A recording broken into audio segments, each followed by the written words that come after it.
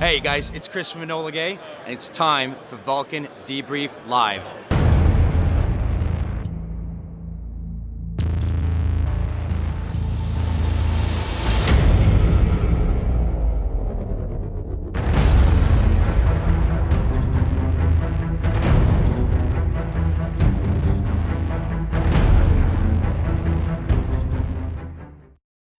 Welcome to the most interactive airsoft show on the interwebs. It's the Valken Debrief Airsoft live show. Each and every episode is sponsored by the fine folks at Enola Gay. Also, don't forget to sign up for the largest growing airsoft community in the world, known as the Valken Alliance. You can link up with other Alliance members throughout your region on our Facebook groups by just searching the Valken Alliance. We also offer Alliance sponsorships for qualified airsoft teams. And the Valken Debrief also shares local and national airsoft events so you don't miss out what's going on in your region. We also give away some sweet products from time to time, so the more you interact, the greater the chance you could win. And we work hard to bring you new and exciting special guests during each episode.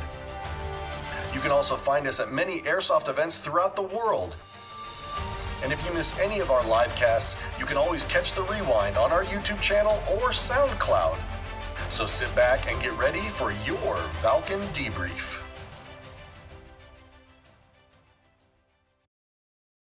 Warning, the following video contains strong language which may be offensive to some viewers and or inappropriate for immature airsoft players.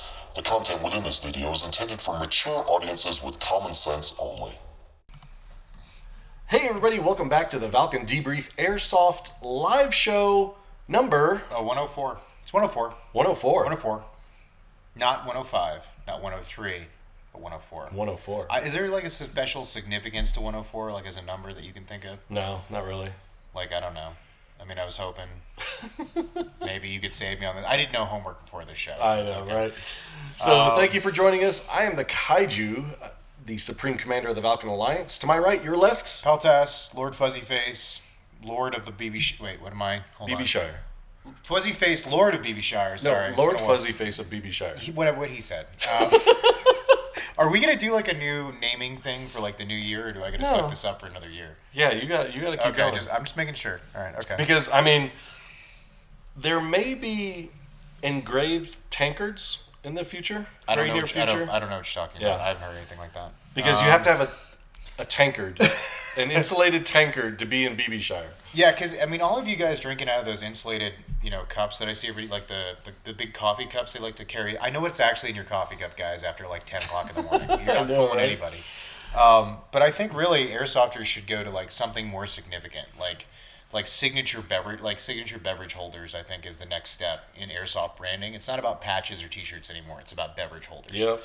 Because everybody always has one. Tag your friends, just like this. I'm tagging them, and bomb tag. Bomb tagging. Bomb tagging is always a great thing. Tag your friends. Throw up some likes for the show. Hit that like button or the heart button if you enjoy the show. I want more finger stuff for Facebook. Like, you have the thumbs up, but I want, like, devil's horns, maybe the shocker. I want a whole, like, selection.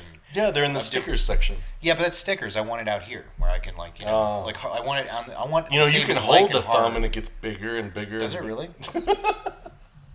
On some things. Does not work that way. On some does not things. work that way in Facebook chat. So we just want to give a big shout out to our sponsors. Enola Gay has been our sponsor all year this year, and they are a lifestyle brand at this point. I'm glad to announce. I think they're announcing that officially. I mean, they're sneaking into everywhere. Gender reveals are being big, but don't use planes for gender reveals because if people crash, then when you're trying to add one to the population, not take two away. Oh my god! So let's not do that. Well, no, they were doing a gender reveal last week, and someone crashed. We're working on something big. We can't say with Enola Gay for 2020. Also, maybe some other corporate sponsorships that coming on board that are in the works. Like Sierra Dynamics, are they going to sponsor us? They're a big corporation, right? No, they are not. Oh my gosh, who's in the chat? Who we got? Man, Steve Tom from Dark Horse 6. Ryan Wilson. He is not Steve Tom anymore. We talked about this last week. Oh, Short Round Tom from now. Short Round Tom. Short Round Tom. Short Round Tom. JP is in here.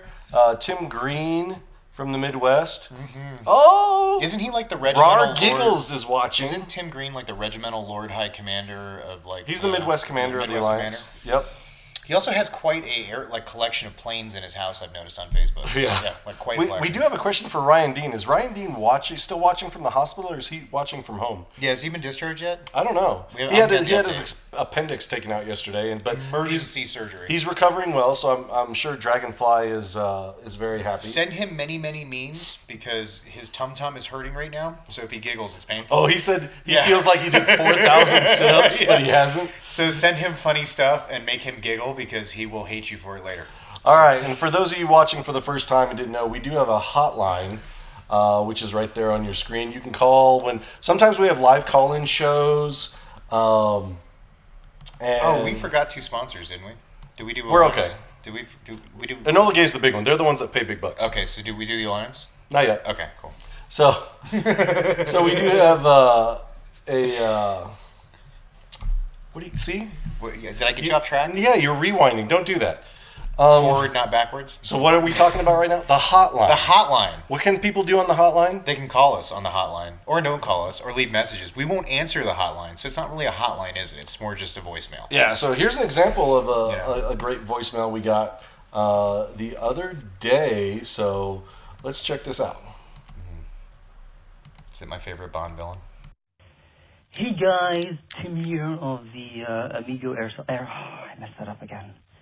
Airsoft Amigos. Anyway, so I guess I got the timing wrong again. So I was just wondering for the debrief whether it's a time where you guys are talking about what had previously happened, like something amazing, like a debrief to talk to people, or you debrief as in you're removing like boxers. Like I really need to know this because, you know, if the Airsoft Amigos are gonna like step in, you know, I'm you know, Porn Stash doesn't want to do those debrief in terms of removing the boxers, man. Okay, so this is a very, very important question, and I need it answered. So to answer your question, it's all about pronunciation. It is. It is. When you say debrief, it's like, you know, you're saying we're talking about something that happened, like, you know, the reverse of a briefing. But if you say debrief, that means removing a pair of briefs, I think. Yeah, that's totally. That's gonna be our official. But he also, I mean, we could have Tim on and talk about the difference between carbine and carbine. I have a question for him. Is it lieutenant or lieutenant? It's lieutenant for him. And then here's the second question. If they're the Airsoft Amigos, there's like no Spanish on their show. That's all I'm saying. Like I was expecting a lot more Spanish and maybe like, you know, some of those big sombreros. Yeah. You know, but what's up with that, man? Come on, answer me. Get me back. Well, speaking of answers, we have our overachiever of the hour of the night award goes to... Is that Ethan Vaughn again? He redeemed himself. He got back. Ethan is a reliable fan. I gotta he give did shout not out to allow Ethan. Ice cream and corn dogs I'm gonna to high distract five her. your graphic up there for the overachiever. Ooh. Also, do we got loadout battle tonight? Do we got a new challenge here for we do. The famous Corey Salt Cider? So before we get in the loadout battle, of course, we got to mention the biggest pyramid scheme in all of Airsoft. Oh, now we're doing the Alliance? Okay. Yeah, we're doing the Alliance. Come sign up for the Alliance. It's, you know, you sign up 2 downstream people. They sign up 2 downstream people. And then you're working from home, and millions of dollars later, you're talking about Airsoft with your friends on Facebook. Yep. And we are featuring the Rockies region tonight. Which, the best region. Yep. Includes Colorado and Utah. Wyoming. Basically, where all the mountains are in America, that's the Rockies region. Exactly. And if you're not from America, the big hump on one side of the country is the Rockies. The Appalachians are the other big mountain range. So, just so you know. But we own the Continental Divide, though. We do. Yeah, we do. We actually crossed it 3 times this year. I'm kind of sad because our guest's on the other side of the Continental Divide. But he's still in the Rockies region. He still is. Won't that wrinkle your brain a little bit? Yeah. So tonight's loadout battle is between Aces High Airsoft, Nicholas Knights from Aces High Airsoft, and Zero Shot Airsoft from Nemesis. Are they like Eastern, Northern? Did he include that information? No. You do not. Okay. So he's from America, we're guessing, hopefully. yeah. Aces High Airsoft. In real life, he is Nicholas Knights. He's running in what you see here: a Condor multicam hat, a Cry JPC 2.0 PC, Amazon pants and top. I mean, does that mean he bought them from Amazon, or is that? Maybe he went to the Amazon and acquired them himself. Well, he's got a 511 tactical belt, ESS goggles. Not very many people wear ESS goggles anymore. Well, and here's a tip: they are available. Like there's boxes of them sitting around. He's super got cheap at the Blue surplus Force gear mag pouches, Black Owl gear Phantom high speed dump pouch. Phantom. Yeah, Black Owl gear. That's a new one I haven't heard of before. Also, you can't see it in the picture, but he's wearing 511 boots and 511 Tactical Rush 2 backpack, which I like the Rush 2. I have that sling Wait, was bag. that 3 511 items? Yeah, it was. So he's 30. No, he's 1533. Yes. Okay. But he didn't tell me what his primary and his secondary were. Maybe he's such a badass that he just goes out like that with just his bare hands to play tag while everybody else has guns. So, do you even want to read Corey's? I mean, we've been said around it for a while. We've said it 4 weeks. 4 weeks If now. you guys don't know who Corey Saltsider is, you suck. First of all, Which he has. So he has not surpassed Moose. So how many weeks does he need to go? Does he need to finish the year? if he wins, if Zero Shot wins tonight, he ties with Moose. Okay. He ties with Moose. So he needs to For go the one most more wins. night and then lose, so we can have the playoff. Yep. For like New Year's. Yep. So be but yeah. sure and hit that vote button for the best loadout. You've Winner heard- stays, you've loser heard him. goes. Corey's got, he's got some cool stuff, and the most important part is he's got a Fat Go Mark 18. That's all you need to know. That's it. But I love the loose SAS impression kit. I like the fact that he uses loose. I do like that. The only way it would make that better if he used the word moist. A moist impression? Wouldn't that be for a seal? Like a moist seal? Oh, that may be. That may be. So, and here's what I always got to ask about the guys who do seal impressions. Why don't they do their hair? Because I've never seen a seal without outstanding fucking hair and a mustache. Have you? well, probably because it's always, it's hydrated. For being in the water? Because, the salt water probably dries it out so much they have to moisturize it extra so they don't get, dry skin. I wonder and if that's crap. part of buds. They teach you how to have proper, don't beautiful know. hair to look like a surfer at all times. That's the final week of it. You know his who's hair a Navy care. SEAL that we should ask? Who? And I'm going to tag him right here. 'Cause We're about to get in a shitload of trouble. He always gets upset. Mr. Greg Alexander, when I call him a Navy SEAL. Oh, okay. I thought we were going to get in real trouble there for a second. No. I can handle Greg. I'm okay with that. No. So, thanks for joining us. If for some reason, we go anywhere from an hour, hour and a half, 2 hours, but in the evening, you're probably putting the kiddos to bed, and sometimes you can't stay for the entire show, which is fine. We also post the rewind on YouTube on Fridays, and the MP3 version, the podcast version, on SoundCloud. Didn't we have I think we have 70 followers on SoundCloud now. Nope, we're up to 80. Thank you for following us out there. Appreciate it. I know, right? And if you're looking for an interesting podcast on SoundCloud, check out Tatooine Sons. Oh. They are a local Coloradan You were telling me about fan that. club that's Star Wars. And also, while we're on that topic, I want to give a shout out. If you're looking for a YouTube channel that's doing some kick-ass Star Wars stuff, Eckhart's Ladder. Oh, on YouTube. I've heard that one. Eckhart's Ladder, he does ship breakdowns, he does lore stuff, he does expanded universe comparisons, he does teaser stuff. It's just an awesome little nerd space. Give him a follow. I try to watch all his videos. They're super informative. Check it out. We're always about sharing information. Mm-hmm. So we're going to cut to a quick commercial break. We're super excited. We have Too Tall Tom returning for his second appearance. He's the tall Tom, not the short Tom. Not short round Tom. From the other side of the country. He's from the cool region. They grow him tall in Utah, is what I hear. Well, because they have to be able to look over the mountains. Yes, it's very important. Yeah. Otherwise, they can't see where they're going. So we'll be right back after this quick commercial break. Don't go anywhere. Tag your friends. Get them in here. It's going to be a great show. Hey everybody, thanks for checking us out here at OpEx. I'm Buckwheat from Cerberus Airsoft, New Jersey. Go ahead and do yourself a favor. Check out Valken Alliance at www.valkenalliance.com for your free swag and some really cool guys to meet. Talk about the sport.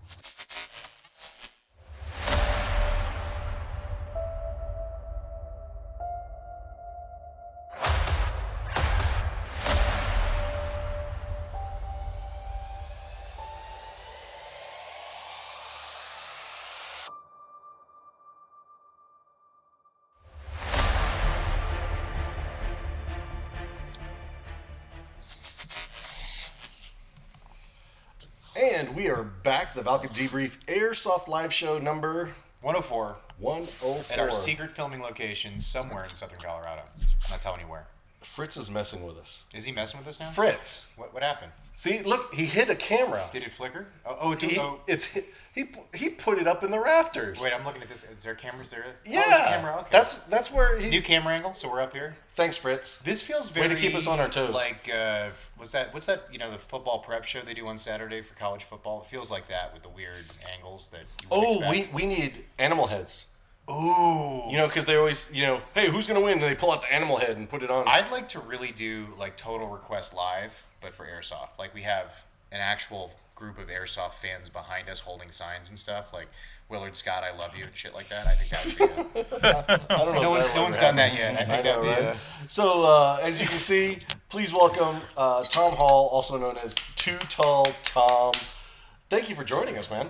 Dude, you've been around for You are welcome. I have. My beard says so. Look at all that gray. I remember seeing YouTube videos when it was not gray, when there was actually color in the bottom of that beard. Yes, and when I actually had hair and a mohawk. Like it was there. I forgot about the mohawk. And yes. That was a quality mohawk, too. That was not one of those bullshit faux hawks that you make out of gel. That was a straight up... And it wasn't a Ranger hawk. It was a committed mohawk. That was a good one. Yep. And if you've got questions for Tom, just put them down in the chat. We're going to be interviewing Tom and asking a whole bunch of stuff. He was actually on the show before in episode number 73, or was it 78? Do you remember, Tom? I think it's 78. I don't. I'm sorry. Like I said, I've done a lot of live broadcasts. I don't keep track. 30 weeks ago, Tom was on the show. We're not regurgitating the show. This is this whole new set of questions. We're going to learn a whole new side of Tom. We're actually just going to exclusively talk about his beard tonight. I mean, it's going to be about beard care, And I'm not going to be the only one asking questions like the previous episode. I actually have a wingman that actually... We don't mention previously, actually. We're just restarting the numbering. A lot of people don't know that. What did I come on, 91? Was that my first show? Dude, I don't even remember. Like that? 80, no, 80 something? It was 84 with, 84. With the AMS Commanders. 84, so we're just restarting the numbering from there. That's actually episode 1 from now on. So Tom... For those that live on the way, maybe on the East Coast, and never played an event with you, I mean, who is Tom Hall? Who am I? I'm a 42-year-old white man with a beard. That's it. Dude, I'm older than Tom. That just deflated me right there. Every show we do, I feel younger and more vibrant. I feel super old today, Tom. You know why? Because you are. Well, damn.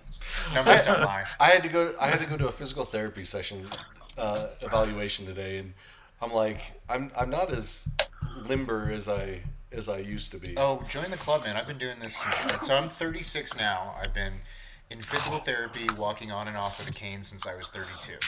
So, and I've been on arthritis medication for 5 years now. So.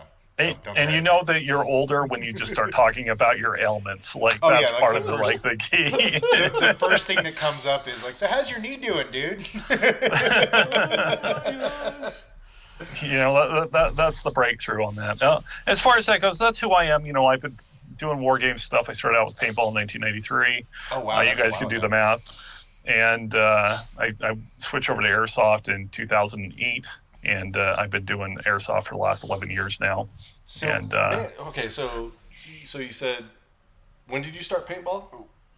1993. So you've been doing recreational shooting sports for 27 years. I can't do math. It sounds about right. Yeah, 27 years. 7 plus 19. Yep, and recreational shooting sports was my first job. First real job. Really? Yeah, so I actually ran a paintball field. I hosted games at 16 years old. I was actually in charge of those games, doing briefings. This is all in Utah? This is all in Utah. Oh, okay, cool. As far as that end things go. Were you born and raised in Utah? I was. I haven't fallen that far from the tree. I've actually stayed where I was born and raised. But I have traveled. I have ventured around the world a little bit. And that's one thing that's nice about airsoft and paintball is that it does lead you on adventures. But have you ever, for better or worse? Has your mailing address ever been outside of Utah, or has it always been Utah?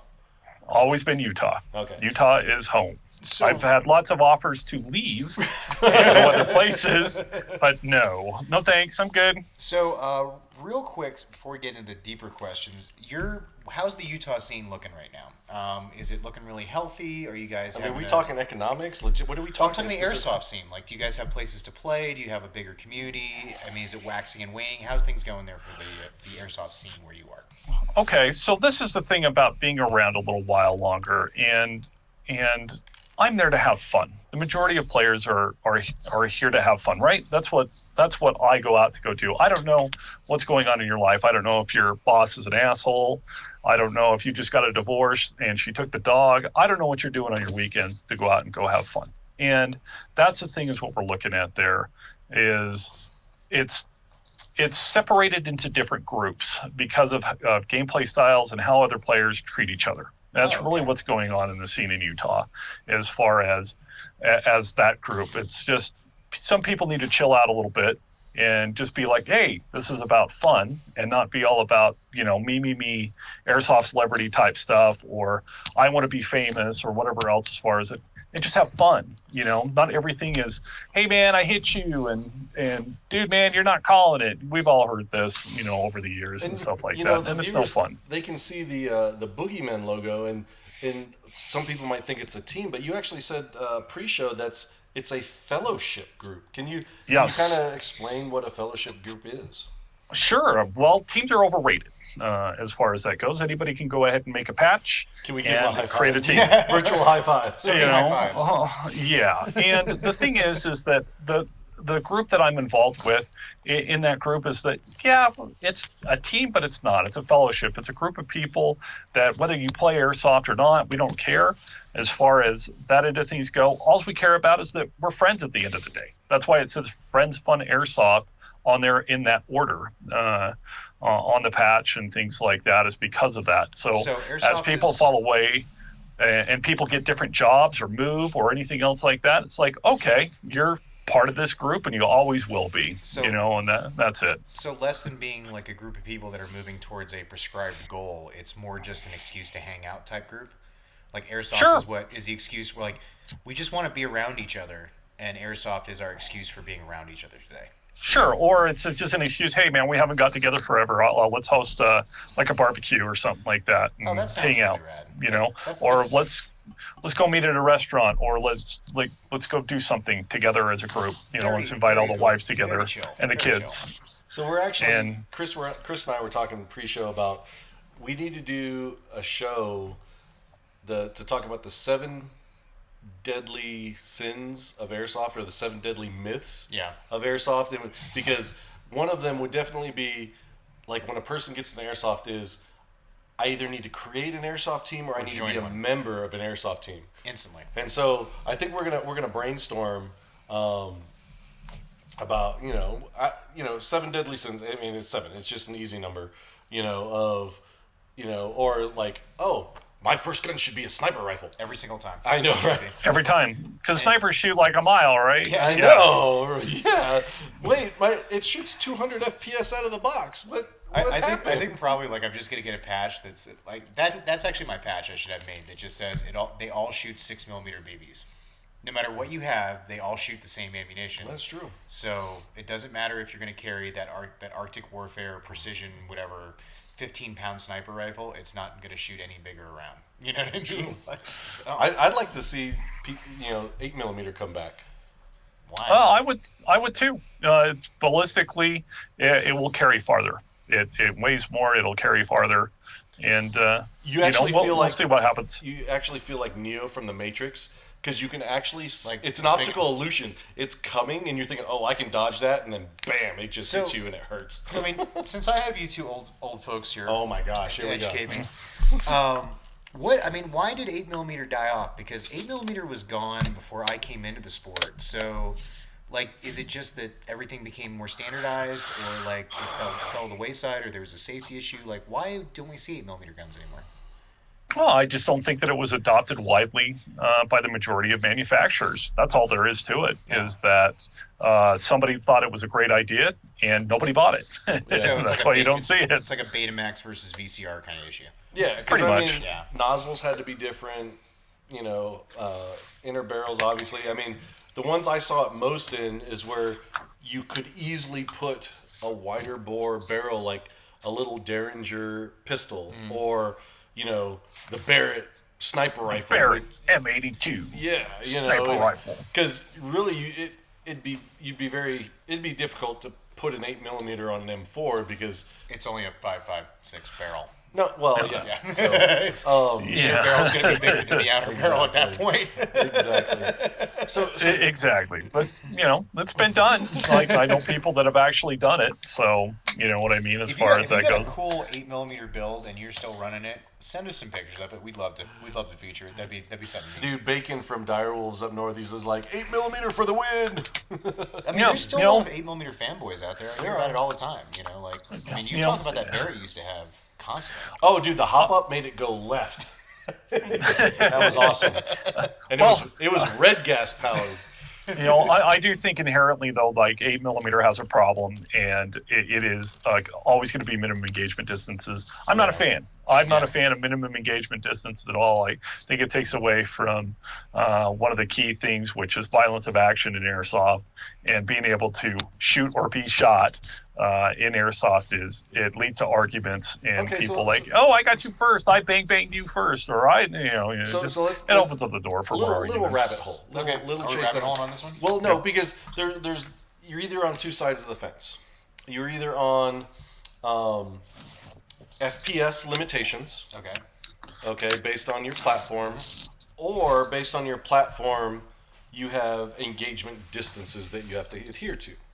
So, Tom, I mean, since you're not a big fan of MEDs, that mean you're more on the regulate the FPS side? No, I'm more on the you need to wear armor and take care of yourself like a big kid. I like that. That's my answer. Right? That's the because how can you argue with that? In my opinion, personally, mercy rule and bang bang stuff it leads to more injuries because it's that famous scenario of you come around a corner and there's a kid there and you don't want to pop some 12-year-old from a foot away.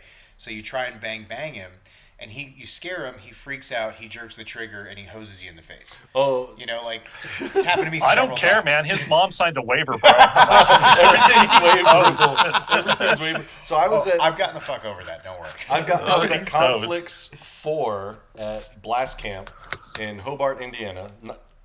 Decommissioned Nike Missile Base. Yep. And it's on my list. There was a kid in one of the buildings, and literally he's literally right around the corner, and he's just banging full, and he banged me. I'm like, dang it! And so I took some more guys, and he banged all of us. I'm like, all right, I got your bang. I left the field, went to my car, got 4 thermobaric grenades, went back on the field. And I was right around the corner from him on the door, and the guys are right behind me. I'm like, when these start going off, just going. And I struck 4 of them and threw them in there. It was like, kaboom, kaboom, kaboom. And that kid came out like, what's going on? That might have been a little extreme. A little extreme. But hey, it's okay. His mom signed a waiver. That is literally going to be my answer to every question from now on. His mom signed a waiver. So we have John Phillips asking a question. So, Tom, how about the 6.4 millimeter 58 gram BB? What are your thoughts on that? So we're talking about the sniper round, right? That just got developed. Yes. Supposedly, that wasn't a mistake from the factory. Ooh, some drums already on this. I like it. Well, what do I think about it? I to be honest, I haven't shot it, so I can't really honestly give you a professional opinion about it. Obviously, it's going to carry further. It's a bigger round, ballistically speaking. See, this is the cool thing about ballistics, okay? If I could really kill you in airsoft, man, I could make these guns shoot, the same as a real rifle. But that's the part about airsoft that I can't do. I can't really kill you with my airsoft gun. You need to go home at the end of the day. Well, it's that fine limit between I need something with enough velocity to carry to the target, but at the same time it needs to impact soft enough so it doesn't enter your body. Right. Or if it does, that at least you can pick it out of your skin, or your flesh. That's up to you. Your buddy can pick it wear out of your armor. Wear armor. That's the next. I think that's the next evolution.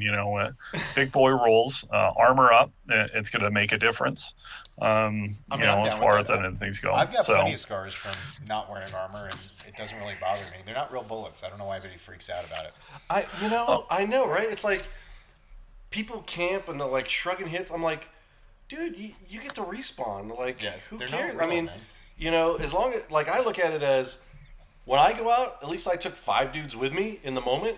I don't have to sit there and get like 20 kills. So that brings us to an interesting topic there, Tom. How do you feel about the whole topic of jewel creep as it's been coming up lately? Well, I think jewel creep is something that happened with with HPA guns. As far as that's high pressure air guns, and I think rating guns by joules for those limits is the only way to go. If you're still chronographing or your field's chronographing by FPS and 0.20 gram BBs, they're behind the times. As far as that end of things go, I think player safety, I think, is good because we do ultimately need to have insurance and liability. That's my mom coming out in me a little bit, I guess, or my dad, airsoft dad. There does have to be some limits to it, but at the same time, there are like rules where a lot of us that are adults or 21 and older that can go out there, have different rule sets and different things where that stuff doesn't matter. Like if I have a gun that's shooting 550 FPS and I get the drop on you, well, you're going to learn, aren't you? When I shoot you at like 10 feet away, you're going to learn. Well, and I guarantee you that you are not going to have the problems of people hit shrugging or not calling their hits because they ain't going to want it. And that's the thing. It's like, nope, I'm dead. And you learn, and that's the thing with airsoft is pain penalty is a thing, and that's how you learn.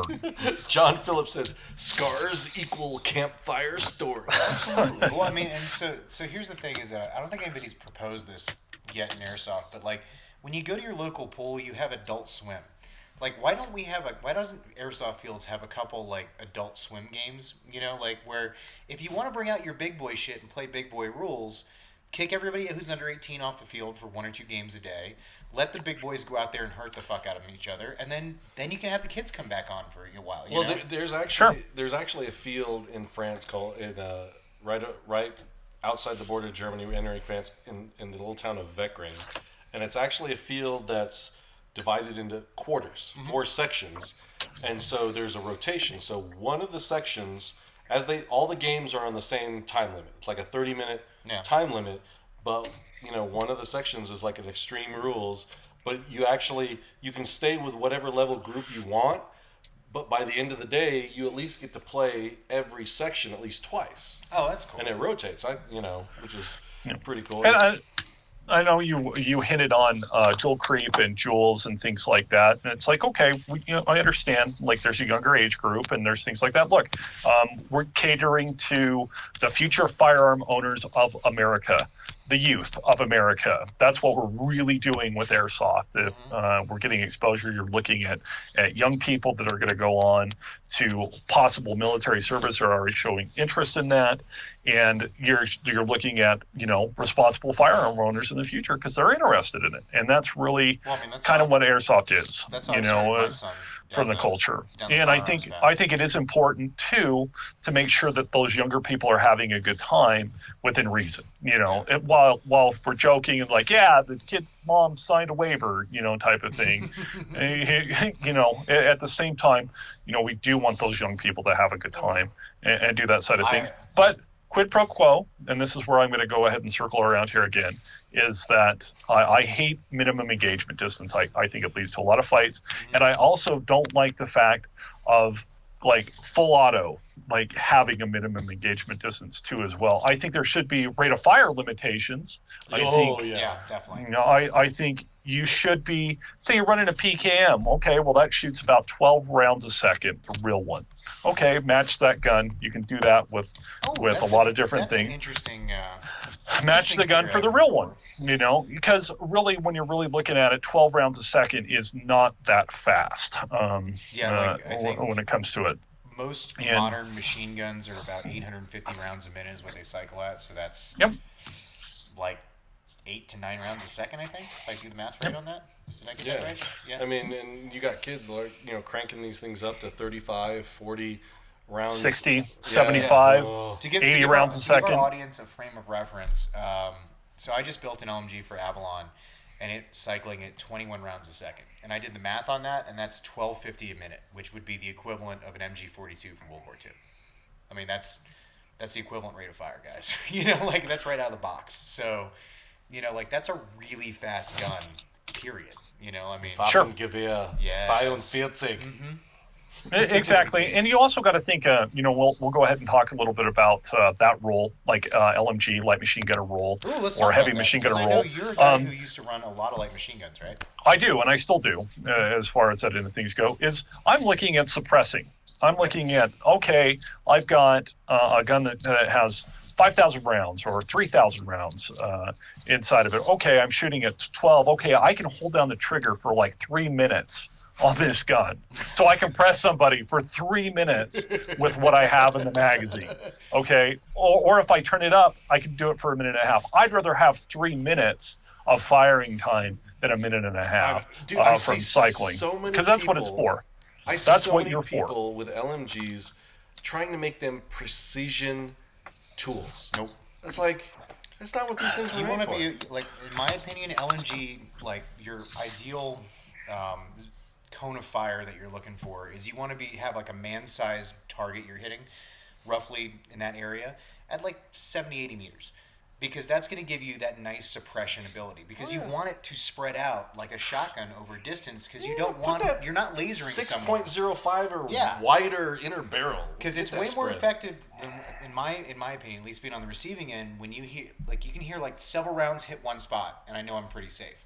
But when rounds hit everywhere, I want to huddle up and find cover. I know, You know what I right? mean? Like, so Yeah, I like you're gonna put your dick to the dirt, so to Yes, speak. absolutely.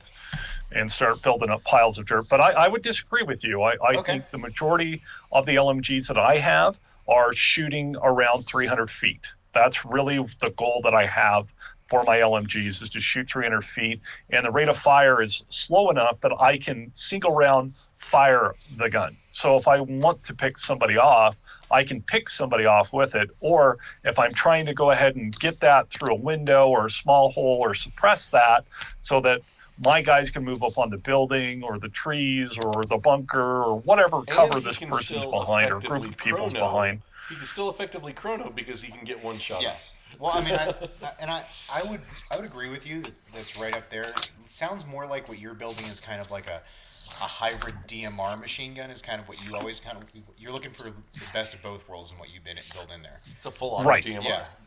Because I mean, that's a nasty thing to have. That I've never understood the idea of bolt gun, like using bolt guns in airsoft. Because if they're accurate, that's great. But if I can pickle off 6 or 7 rounds in the time it takes you to pickle off one, I don't have to be that accurate. One of them will go where I want them to. It's a law of averages. You know what I mean? Sure. I think the kind of DMR machine gun thing is something not a lot of people have explored in a big way, but it's kind of the most dangerous version of the airsoft gun, where you can put precision fire and suppress a very small area. And very volume far of fire. away. Yep. Volume of fire. I still think aside, you can go out there with a pistol. If you have good teamwork and tactics, you will prevail on the airsoft field, period. I mean, it doesn't matter what you're running. The better guns are not that much better than the worst guns. They don't give you that much range. Let me when- ask you a question, Tom, real quick. Before I forget. So, I've always felt that with all the, I'll call them Superman guns or Uber guns, where people are, getting these hellacious ranges or these insane 40 to 60 rounds per second, I've always felt that was a substitute for good tactics or skill. You still can suck with a 40 to 60 round gun. Well, okay. I don't think it's a substitute at all. He just. That's why I love talking to Tom, man. He thinks so much differently, but he's so true. He's so true. It doesn't matter. It doesn't matter. Like, it doesn't matter what you're fielding out on the field. All it has to do is work. If it can propel a BB out the barrel and works, then you're golden. If you have good quality tactics and teamwork, I mean, that's the key. Whether the gun shoots 100 rounds a second, well, the other thing or does whatever, as far as that goes. Because eventually what you end up having is you'll have where an even level playing field where everybody's gun is shooting awesome. There's nobody outranging one another or anything else like that. So when it comes down to it, it's going to be purely based on I'm smarter than you or we're smarter than you, and we're gonna use tactics to prevail. You know, and that's where to see Tom that's where Airsoft play. Is progressing right like now. Hong Kong. Japan. I'd like to see Tom go play in Japan because everybody's an equal playing field. It's all one jewel. Doesn't matter what you are. And I mean, one, and then two. That's one, and two. He's like so much taller than everybody. If they don't, if they have those buildings that don't have the roofs on them, like in America, like he would just be able to like just like you're like it's not blind firing if you can look over while you do it. You know what I mean? Well, I will not be taking off my helmet the entire time that I'm. So real quick, we've had several people join us here lately. Don't forget that we have the Loadout Battle Face-Off between Nicholas Knights from Aces High Airsoft and Corey Saltsider. So if you haven't voted on your mobile device, hit that little I'm actually going to go for the purple circle. I'm going to promote the returning champion this week because I just want to have the tension of him and Moose going at it for the championship. Oh, well, it's not going to be the championship because there's still more weeks in the year and we still have more contenders. If it's a three-way, I'm fine if it's a three-way. If it's a two-way, I'm fine with a two-way. I just want to see competition. That's all I want. Oh my gosh, Kurt Corpy is killing me. He's like, guess where I'm at right now?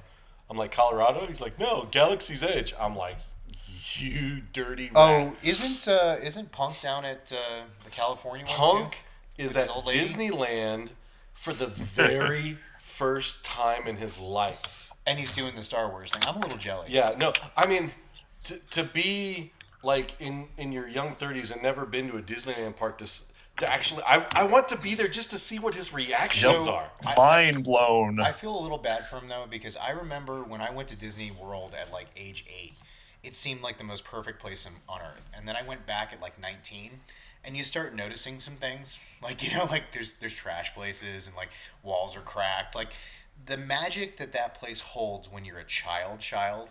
Because you don't see any of the imperfections. You just can't see it. You just see Disneyland as a whole. Like, I mean, I wish I could recreate that version of Disney World. Well, it's almost like when you're a kid. It's like you have filters. It's like you only see your parents. You don't see other people. You see the characters, but it's like you're like the only one there. Mm-hmm. So it's really interesting. But Michael Bright says bolt guns are great if you have a rule set like the Airsoft Canada sniper rules that allow certified players to run them at higher velocities, so a level 2 ASC certified sniper can run a bolt action at 500 FPS with a 200-foot MED in games with a 400 FPS limit. For other guns, that gives the bolt action an advantage.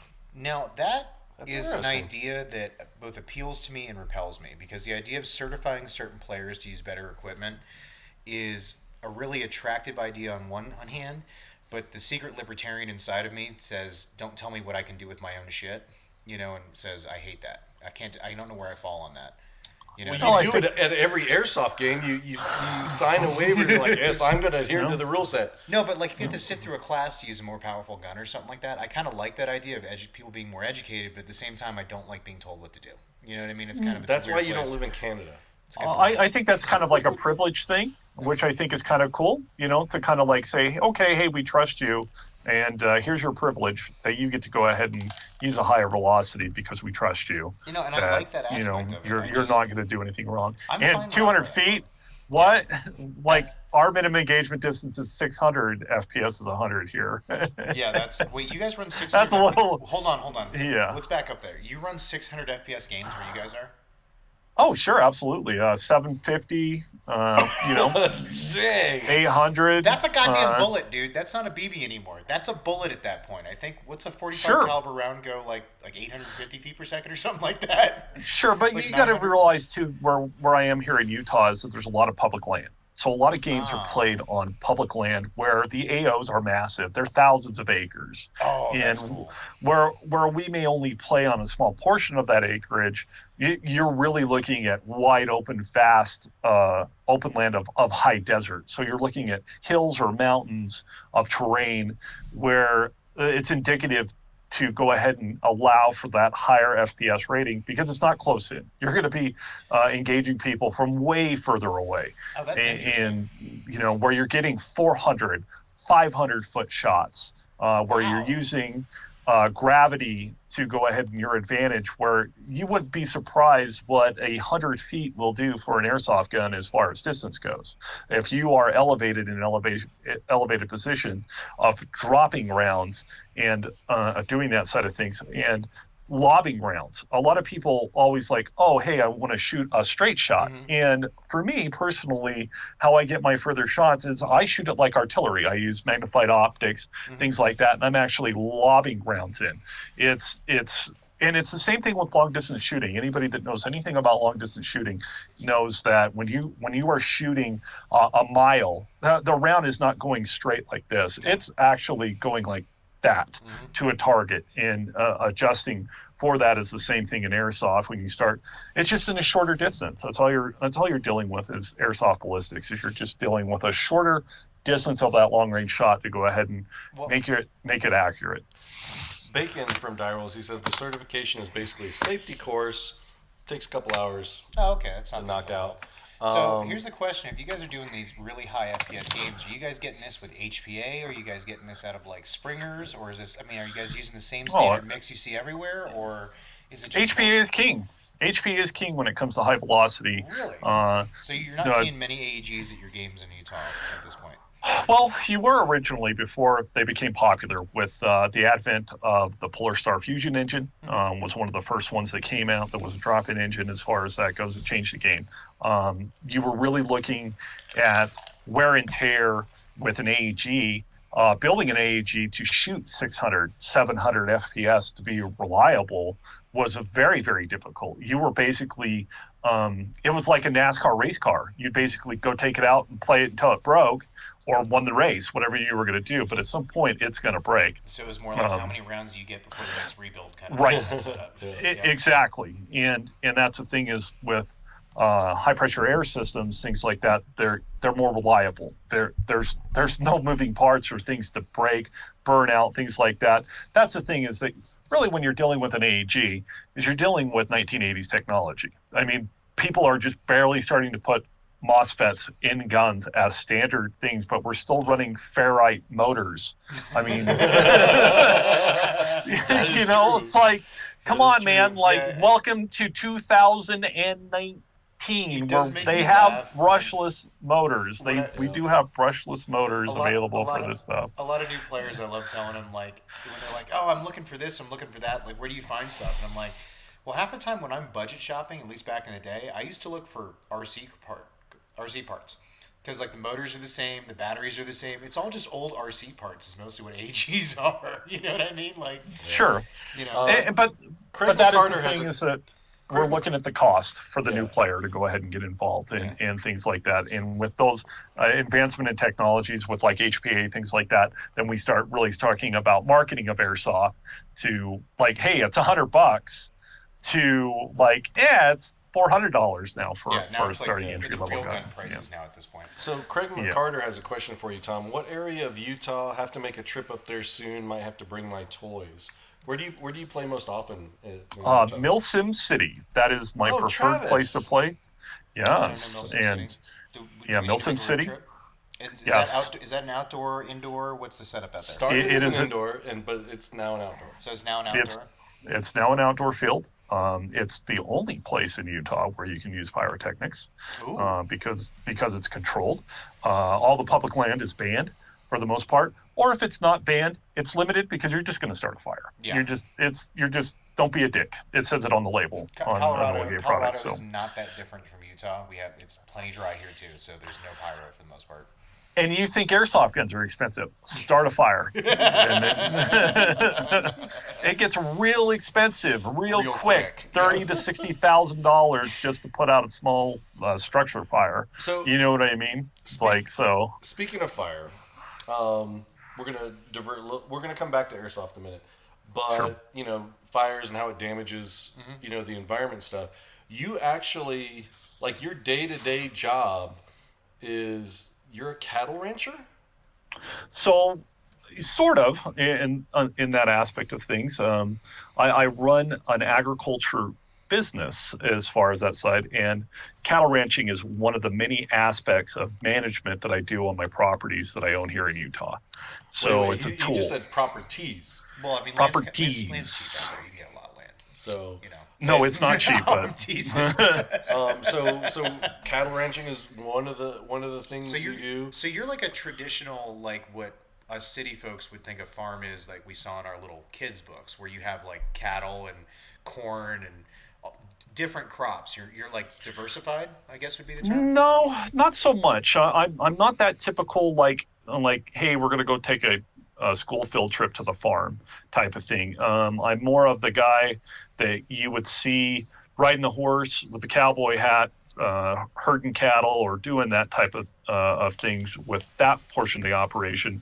What I'm really into and what my passion is for wetlands management or riparian habitats, where I go ahead and harvest different species of seeds and things like that for federal, state, and private reclamation projects for building wetlands habitat. That's really... So you're like on the seed bank side for when people want to rebuild, like, I don't know, the wetlands in Louisiana, or like are you providing the seeds for that kind of thing? Sure, absolutely. So say cool. like there's a new road that's coming through and you need to go ahead and do mitigation for that road because you destroyed wetlands, and you have to go ahead and either buy mitigation credits, which is somebody that already went ahead and built a wetland specifically for that you can buy, or that you need to go ahead and build your own to replace it. And that's one of the portion that I do, but it's really centric to the Western United States is the seed species that I focus on as far as that goes. Wetlands that you own, and that's what you maintain, like that, and then go harvest there, or do you use federal land to harvest? How does that actually work? It depends. It really depends. I've built all my own harvesting equipment to be able to go ahead and harvest certain species, to do it more like from the ground up. It makes like my airsoft project guns seem like, small potatoes compared to some of these other projects that we're doing on that that's like a side of things. $500,000 piece of equipment, right? Like sure. Yeah, and then when you get a custom built combine, that's a couple $1 million, right? Sure, and it gets real interesting when you get it stuck in the mud. Well, then your little tinkering mind, you build something to get you out of the mud, right? Of course. Sure. Of course, because you're not leaving a $2.5 million combine sitting down there in a field. That's true. Yeah, you think you're under stress when guys are shooting at you in airsoft? Wait until you do that. You stick it down there. Right? So you have properties, more than one, and you have your agricultural business, which is not I'm assuming it's not a typical like 9 to 5 thing. All the farmers I know, it's like 0-4 to like when it gets dark. Right, but how do you find the time? sun comes up and the sun goes down? That's it. And then even you dark keep to working dark. with the floodlights afterwards sometimes too. So how do you find time for your hobbies? You have to make time in life. Life is short. Look, I started out, my actual background is computer science. That's really my educational background and things like that. I worked for a little company in the 90s called America Online, and I helped build the internet in the 90s as far as that side of things go. But once they merged with AOL Time Warner, I decided to take a step back. I literally was sleeping in the building, spending 80 hours plus week in a building to watch the internet grow, as far as that goes. Here's a small question I have about that. How many of those discs that showed up at my house are you actually responsible for? Those America Online discs, how many are you responsible for showing up to my house? Me personally, I hope all of them. I forgot about that. For our younger audience who don't remember, in the 90s... You don't remember. Or you weren't alive. In the 90s, America Online was kind of like the welcome wagon to the internet. Like, the internet's not like it is now where you just push on Explorer and you go places. Like, you had to know stuff to get on the internet. It was pretty nerdy before about 2003, 2002. America Online was kind of like the first app that made the internet available to everybody. Oh yeah, in the mail you got your Publishers Clearinghouse, you got your AOL disc. And they would send you a free trial disc for this service about 3 times a week. And people used to have like forts they made out of the discs and clothing. One guy put them all on his car and made a second armor for his car out of it. That was when CDs became a thing because it was the transition. People were still using 3.5 inch. Oh yeah, that's right. Floppy discs that actually flopped. No, floppy not the disks, flop. and they still had them. There was the floppy, AOL. then it was the 3.5. That was the thing that was really interesting about the 90s. So what you had is you had a perfect coming together of the 90s of certain technologies. One was Windows 95. People that didn't even actually had a computer got so excited about Windows 95 that they would actually just go out and go buy it just to say that they bought it. They found it was just an organization to have Windows 95. Like, the other thing is that before then it was very, very expensive to get on the internet. It cost you by the minute, like a long distance phone call, to go ahead and access the internet. The thing that made America Online so much money back then is that they switched from a time period to a monthly fee. Like it was $29.95 for the month to get unlimited access to the internet. And then your grandma could click, "You got mail." Dude, when I'm literally hearing the fax dial-up modem, modem sound of my head right BPS, now. 56.6 BPS. I remember in 1998. Mom, get off the phone! I'm trying to get on the internet. Okay, in 1998, I remember for Christmas I got a 56.6K modem, and I thought I was the fucking shit. I was like, I can download a song twice the speed in like 6 minutes, man. I'm downloading at 4 kilobits a second now. I can download a movie in almost 6 days. It's great.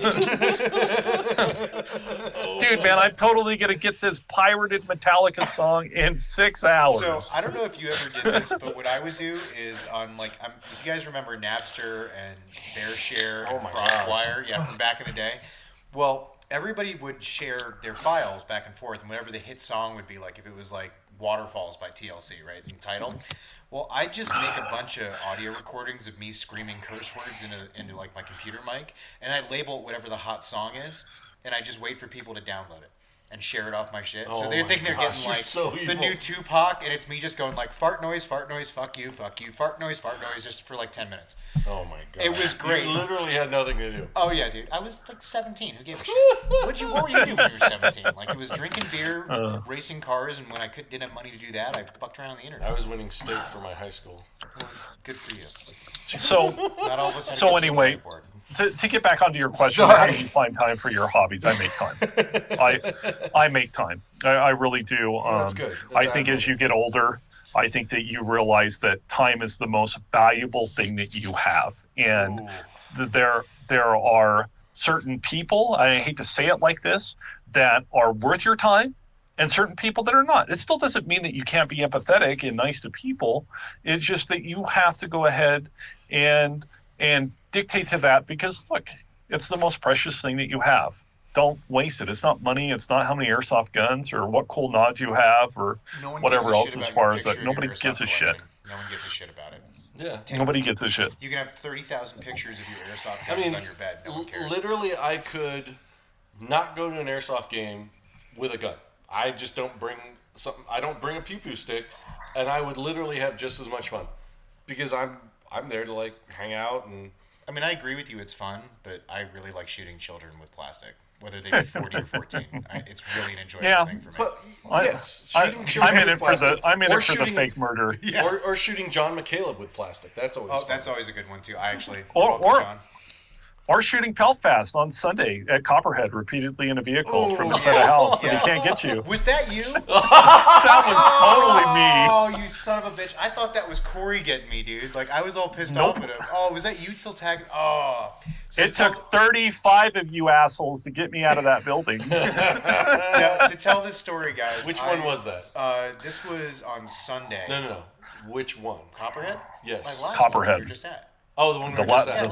The very last one. So I was rolling with the Raptor guys down from Houston, and I rolled up in their vehicle, and I see Cole and his ass crack hanging out behind an air conditioning unit on a roof, and I'm going to jump out and I'm going to shoot him in his ass because you don't get this opportunity on very often. Yeah. You know? So I pop out and I get him a couple times. And all of a sudden, out of nowhere, like I think I got all my angles covered. Like there's a tree block in one house. And then all of a sudden, ting right off my forehead. I'm like, what the hell was that? And so I get medic, go back around the thing. Next thing I know, ting right off my forehead again, like 3 more times. Like, and I was like, where the fuck is this BB coming from? I thought it was Corey Haynes, who was on the backside of the building that I shot Cole on. But apparently, it was actually Tom coiled up in a closet somewhere, shooting through 3 rooms, Yep. getting. It was Two Tall Toms, House Hunter edition, and that was my whole goal on Sunday. So let's talk strategy for a second about let's talk airsoft. about Okay. Let's talk about strategy. So my whole goal was to find.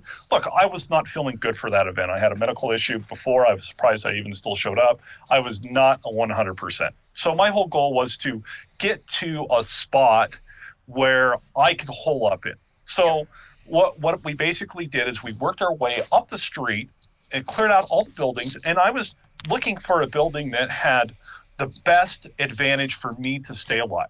So what I was looking for something that was facing towards your guys' fob, that was small, like a window, one room, and a place for me to retreat if pyrotechnics were thrown into the room, so that I had a place like a closet or something to dip into. What was really great about this particular position was that when I came into it, it had a dresser, and somebody at some point had went ahead and put a smoke alarm in the window. So the window was actually propped open with a smoke alarm. Ooh. And there was a tree on the other side. So not only did I have a tree, I had a small slit. The window was dirty. I was sitting back in the room. I had plenty of room, so I wasn't like breaching the actual doorway, so that I could shoot down the street where they were going to be coming from. As far as that goes, it was slaughter. It was literally slaughter for me in that building. A tip for you new guys who are maybe new to the sport: always remember when you're picking these positions. As you guys were listening to him describe this, he was narrowing the field of view that could see him. Everything he's talking about here is narrowing the field of view that people can see in, because a lot of people forget that if you can see someone, they probably can see you. So if you only can see someone from a very small angle, i.e. open window from one part of the room through a bush, and if you change the angle one little bit, you can't see anything else. That's how you get those great invisible shots, because you can't tell where it's coming from on the other end if you have to see through 3 or 4 levels of and he had an egress. Mm-hmm. He had an egress where he could back up. Most people, they'll get in there and camp, and they literally can't move. Yes. They just literally and that's put great themselves... for the moment you're right there. Yes. But not many people are thinking about that next step. And what Tom has just described to you guys is he's not only thinking about the current fight, he's thinking about when he loses that current fight, how to go to a safe place and reset so he can keep the fight going. Because if you have nowhere to back off into, like a closet in a lot of these rooms, pyro's going to come. You got to go somewhere. You can't exit the room. Then they'll shoot you. So you have to have a safe place to go. And a lot of people are not.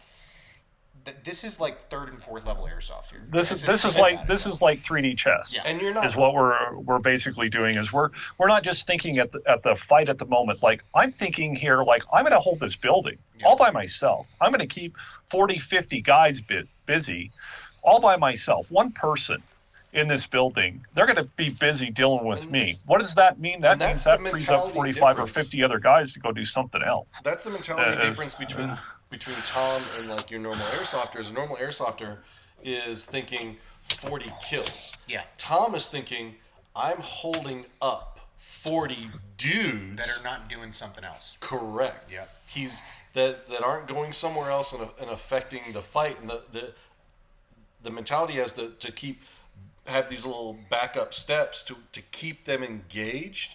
1, they're using up ammo. 2, they're going to be using up pyro. All 40 of them against one dude. And I'm gonna throw a term out here, guys. This is called layered defense. This is the difference between, in real life, professional soldiers and rebels. A rebel says, I'm going to hold this building right here. I'm going to hold this line. There's no concept of this might fail right here and what happens next. A professional soldier is going to go, okay, There's going to be OPs out front that are going to find the initial force when it comes in. They're either going to retreat or they're going to call in artillery. There's another line of skirmishers who are your light guys sitting in holes that are going to use machine guns and light arms to heal them up. And then there's going to be a hard line behind that of bunkers and shit dug in. So that as the attack comes in, you can fall back to ever more serious defenses and have things to work on. You can do the same thing with your airsoft game. It's all about not just looking at your opponent when you're doing stuff, but take a second to look behind you. What's that next piece of cover behind you if the guy watching your back over here fails? Because as soon as he goes, you're going to get flanked. You need to move. You know what just happened? What happened? We lost about half our viewership because sorry. they're regular airsofters, and they're like, I don't understand a single word you just said. I'm sorry. Did I dive down that rabbit hole hardcore? You went to the, I'm going to compare this to real-world tactics thing, and you fell into that paradigm. Did I? You did. Like, boom, and we're Oh, like, my God. Did I just dive right in? Oh, God, I'm sorry. Peltast, what did you do? I had them all into the story Sergeant hey, Sells dude, came out I a little killed bit. like 80 guys and took out 2 technicals, So all there with I this was, rifle knee-deep in right plastic. here. That was it. So, hey, while you got that sucker out, let's talk what about was that that? real quick. Is that the new PR-15 from Polar Star you've been talking about? No, so this is our favorite Elite Force 416A5. go ahead. If It- you could back up a little bit so the viewers can get more of a view. And is that still running the very sexy AG internals it comes with, or has that been replaced on the interiors? This is an HPA gun. This is a Polar Star F2 with a Polar Star CGS stock, which runs on those guys are right there, 33 gram CO2 cartridges. I finally got to futz around with one of those. Travis Thornhill had one down at, and his boys had a couple down at Avalon. Can you walk us through real quick some details on that? Because it looked really neat when I was playing with them. They're super quiet and they're super light. It's really Super a neat quiet. little system. So that's like, look, here's another pro tip from Two Tall Toms. Here we go. This is actually a tracer unit. This is from Ace Tech, but it's also a suppressor. So during the day when I'm not using tracers, I have a quick disconnect so I can take this off and I can run tracers at night or whatever with a quick disconnect. There we go. Also, look, if you do not have night vision, you can't afford $3,000 or $6,000. Go buy yourself a nice flashlight. I'm telling you right now. Night vision not work. This thing right here, this is a mod light, OKW, and this thing will stop people with night vision. Nice. Absolutely 100%. And it's a great flashlight. It's expensive. It's about $300, but it's not. But you're taking It's down not a night dude with vision. $3,000. I mean, the math on that still works out, dude. You're spending 10% of what he's spending, so that's still good math as far as I'm concerned. So to talk about a little bit about the technology with high pressure air systems in the future of what you're really seeing in high pressure air systems is one of the biggest complaints is the tank and the line. Yeah. I don't want to have a line. I want to be able to go offhand, switch over. I don't want to have that confusion, so on and so forth. There you go. There's a perfect It's platform. all a farce. I literally thought that way, and I preached that until I actually started running with one, and I was like, all those things I thought, I was making excuses for something that didn't exist. It wasn't a problem. Could it be you were falling into the classic airsoft trap, talking about something you didn't actually know about firsthand? 7 deadly myths. Yes. 7 deadly myths. I read it on the goddamn How internet, dare so you. it must be true. I know more than you. So that's the thing with technology and things like that. It's like, okay, it's more expensive. So there's the cons. It's expensive. That is an expensive gun that you're looking at there. It's not the run of the mill. Not every player is going to be able to afford that as far as that things go. But you're looking at the pinnacle of airsoft technology right there. It's not laid behind or anything along those lines. So besides that small stock system, walk us through that real quick. How much does that replace with the tank? Are we talking, is it a complete replacement 1-for-1? Do you get the same amount of shots out of it? Convenience-wise, like what's Let's establish a baseline first. So most systems that run off of just a 12-gram cartridge, you're getting 500-ish to 600 shots, roughly, right, Tom? No, not really with HPA. You're really, with a 12-gram cartridge, you're getting about 175 to 200 round shots. Oh, okay. Out of a 12-gram. Out of Oh, these I'm sorry. 30 I was thinking of a 13 cubic inch tank. Yeah, you're My thinking bad. of this. Are you thinking of this right here? I was thinking of a If you're 13 thinking, cubic, so that's yeah, 600. if you're thinking of a 13 cubic inch tank, you're getting around 1,500 to 1,700 shots. So how many out of that type shots of. are you getting out of The one 33 of those gram. 33 gram cartridges? you got right I'm there? getting about 600 shots Okay, out so of a it's- 33 gram cartridge. So, and how easy can you replace it in the field? Is it just a screw in, screw out thing, or does it Yep. require a tool? So you can replace it in the field. So essentially, if you're used to getting 1,500 rounds out of a tank, and you can just stick one or two of those extra in your pocket, it's not that inconvenient to swap out while you're playing. It is not. Okay. I was actually playing with 12 gram cartridges in that building at Copperhead. That's what I was playing with because my 33s didn't come in. And it's just, you just got to keep track of your ammo count. And if your gun, this is where tuning your gun, that's one of the best upgrades that you can do. And the most important thing of your airsoft gun is your hop-up group. It seriously is. It's one of the most cost-effective things to get more range, more accuracy. Because if you can hit your target 50% of the time, so say you've got a 120-round magazine, okay, and you load that thing up, and you can hit your target 50% of the time, you're hitting a target 60 times. How many times are you shooting somebody in semi-automatic? Twice? 3 times? Okay, that's 30-some-odd kills. You know what I mean? If you start doing the math for one magazine, right? So if you're tuning your gun. And he makes a good point about, I don't think hardly anybody round counts anymore, because that's one of the things when you go, like when you have a 48 cubic inch tank, you have a gauge. Yeah. You can see how much PSI you have. With any type of CO2 cartridge, you have to know what your round count is, either for a 12 gram or a 33 gram, and it's why people don't want a round count. I mean, I don't know. Well, and so here's the thing. That's on a 12 gram at 120 to 150 rounds, round counting is a thing. But if you're going 600 rounds between, cartridge replacements, then you're counting magazines, not rounds at that Correct. point, and that's a lot easier. Right. I mean, you're just going like, here's my combat load right here, and when I get to right here in my chest rig, I need to change the tank. Or your P&W punk, who's actually fabricating and modding something onto his gun that's an actual round counter. Okay, that's counter. cool. And somebody's actually selling that. I don't know who that is, but that is a mass-produced thing. I think it's part of it's tied into one of the tracer units that has the remote functionality. No. It's This is a different This system. is different. Oh, okay, This cool. is something different. It actually has an LED on the back that actually shows you how many shots you Talking have. like Halo style. Oh, like he's the totally Halo making it rifle? look Okay. like It's a totally Halo Halo. rifle. Okay, Yeah. I'm not much for space guns, but I could get down with a real, actual working battle rifle. And that's an option. So the thing that's great about that is this gun is that, okay, cool, they address some issues with it, like they put a micron filter inside of it. It's got a built-in regulator so that I can adjust the gun to whatever I want. I'm in Utah. It gets freaking cold here. What do I do when it gets cold? I can't use CO2. So that gun basically is a warm weather gun. Anything above 65 degrees is where that gun's going to shine. Anything below that, it's just not going to work very well. That is one of the drawbacks with CO2 as far as editing things go. But they do have other products Can that you run other on gases through it in colder weather? Have they tested that at all? on the CGS on the Polar Star CGS, no.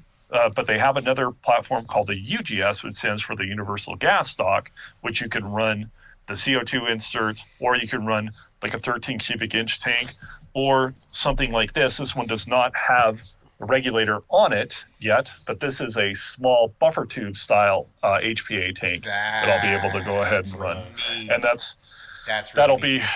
that'll be something that'll be coming out soon as far as that goes. How many rounds do you think you're getting out of that little buffer tube tank? I'll probably get close to about 1,000 shots with that. That's refillable? That's refillable. That is cool. You just refill it with compressed air? Yep, refill it like from a 90 cubic inch tank that's set up for it, or if you have one of the portable refill stations for PCP guns, because that's kind of the holy grail. You can do that. That's kind of the holy grail of airsoft, like at least the immersive side of it, because the thing you always have to hide on an airsoft gun is either the batteries or the tank. Otherwise, it becomes unusable. So, like, yeah, you can put little tiny, front mount batteries, but you get 600 rounds out of them, 700 rounds sometimes, little tiny ones. So, but if you can hide your power source in the buffer tube and just make it a gun, that's cool. I like that a lot. So on this particular gun here, this is still running on solenoid technology with a fire control computer. So there's still a battery and everything else like that. Polar Stars just announced their Kythera, which will be coming out, which is a fully mechanical system. It'll start out semi-automatic, and it'll have an adjustable poundage on the trigger. So you will not have any electronics or anything else like that. And it is going to be a game changer for cost, to make HPA more readily available well, and to that seems to players. Be the trend that I'm seeing from those companies is that, like, it seemed for a while that we were shooting in the direction of everything has to be hackable or modular or slapped together. It's very tech friendly, but it seems like the HPA world has become very normal people friendly, where you just can more plug and play systems. Right. Are kind of as we go along, it's dumbing down so everybody can use it. Not in the Speed QB community. Okay, so they're all about the hack and mod customization. So there still is that small world Individuality. Yeah. Yes. There are a lot about individuality and doing things different Because and things like that. That's the other And side. I think it's great. Yeah, I it's think not a bad thing. It's just it's great that there's another sect. Oh no, it's of that. I'm not knocking anything. It's just one of the drawbacks to going to HPA for me is that I kind of understand what's going on in the AG world, but HPA is just a step in a different direction. And if you screw up with something that has a spring that pushes 400 FPS, that's not a big deal. Yeah. But 3,000 PSI of screw up, that scares the crap out of me. And Short Round Tom, up in Northeast, he's actually saying the Kythera is also supposed to have a real feel trigger with actual take up and a wall. Oh, that's cool. So Yes. you actually have a real You'll trigger feel the point. reset. That's You'll cool. feel the reset inside of it. And I've shot it, and it's pretty interesting as far as that technology that's coming out. So you're starting to see more and more on that side of things. So yeah, I it's like interesting. Simple is good. This is the same thing too. This is a CGS2 on this as well. This is a Tokyo Marui 870 shotgun. Come on, all right. Because you've been dabbling with some shotties. Please, I so have you're been. an official prophet of our Lord and Savior Tokyo Marui, aren't you? I am. I have a couple Tokyo Maruis. That's a pretty I've got good- an MP7, and I've got one of their first recoil shotguns, the Tokyo Marui AK-74MN. Ooh, And very nice. that is a fun gun Now, to is shoot. that the 3/4 size MP7, or is that the real size MP7? It's their AEP that I modified. That's got a fusion engine in it, and Okay, that's cool. they're ridiculous. They're ridiculous. You've heard the story, They're the right? sniper Where rifle. the first time they made, I actually heard this story from Alan Lau himself, who was there. When they made that MP7, they just took pictures of a real one on a table and took it back to Japan. Nothing for reference, no measurements, nothing, and then they just guessed apparently to the dimensions. I think that's one of the funniest stories in airsoft right there. Just a great one. Yep, and I love that gun. It handles well. It fits well in your hand. It feels like you're running a pistol. And Rudy Hidalgo made the initial modifications on the fusion engines to fit those in those, and those guns are just freaking lasers, man. Like, you just watch the BB just disappear into the distance. It's like I've never seen like a gun that shoots as well as that. I've played with a lot of them. Curtis Hardy was one of the first ones that I did. I helped R-Hop his gun. He took it to a line clause game Shout and it out was to just like Curtis Hardy stupid. for Amped Airsoft. So you brought up hop stuff a couple times. So what is your preferred method of hopping? Because there's a lot of stuff out there right now. There's flat hops, there's R hops, there's an S hop now, I think. People are talking about There's a Peltast hop. There's a Peltast hop. There's the sock hop. There's the. I'm an R-Hop guy, and I like using the cut method. That's a method that I developed myself. Basically, there you go. You got a big bag of silicone tubing that matches the same size. There we go. Of your inner and the outer barrel. And basically I use a razor blade, and I will go ahead and take a cutting mat that you get for fabric, and I'll lay that and use that as reference to go ahead and actually cut my R-hop patches and go ahead and fit those to those windows and things like that. I know there's some new CNC type hops, but that's only part of it. The other thing is the nub.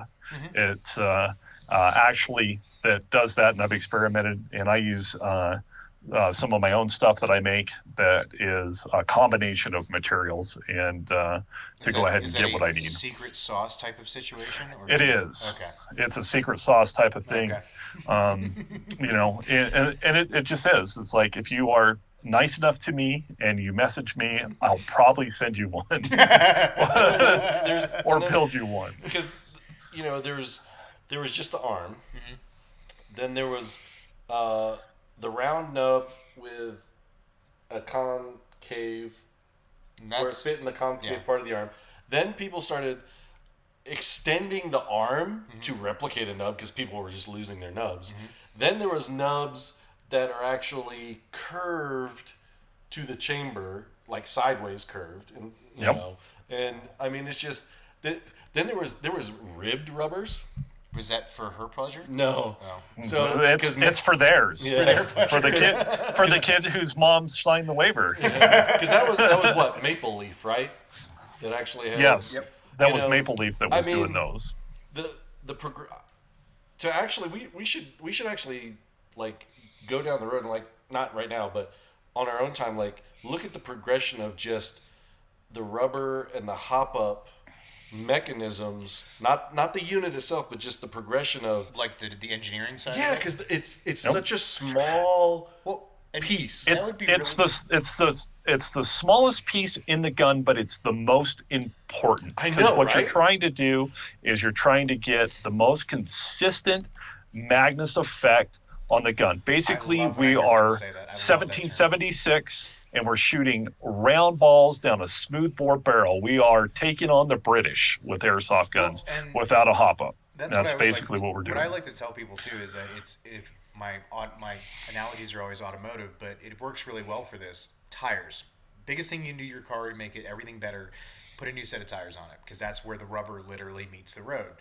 With an airsoft gun, where the most interaction with your BB is happening is your hop up unit. Your gearbox isn't interacting with your BB, your piston isn't, your barrel isn't for the most part, because it should be kind of floating in the middle of your barrel. It shouldn't be touching any of that, So, it's a relatively cheap fix. You can order most complete units for $100 on it. And you don't have to crack open your gearbox. Yeah, and as long as you can take a pin out, you can replace your hop up unit. You don't even have to fuck with it. Just buy the whole barrel hop up unit assembly, drop it in, and you're rolling. Good to go. Simplest solution you can do. You're looking at the most important part of an airsoft gun is that inner barrel group. If it even moves, if it's twisting, if it's rotating, how it sits in the barrel, is it vibrating, is it wobbling, what bucking it is. Are the feed lips too soft? Are they too hard?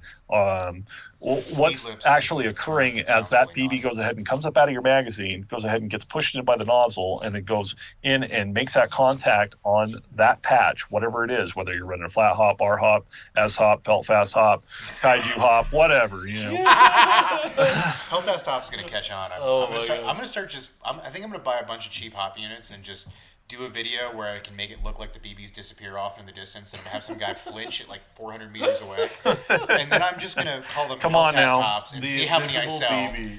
Yeah, just that Matt Best video where he's shooting the targets, and then the clanging of the target being hit is not in time anymore, and it shifts over to his buddy. He's like, "You gotta wait for me to shoot it first." He's just banging two pieces of metal together. But that's kind of what I'm thinking of. But the Matt Best one is not the funniest one. It's the Asian dude. Which one is that? I haven't seen this one yet. The one that, oh my gosh, Tom, YouTube.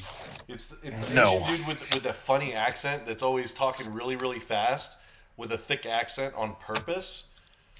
I haven't seen David Lee. No. I don't think David Lee speaks a foreign language, does he? No, I mean, he's always talking about English.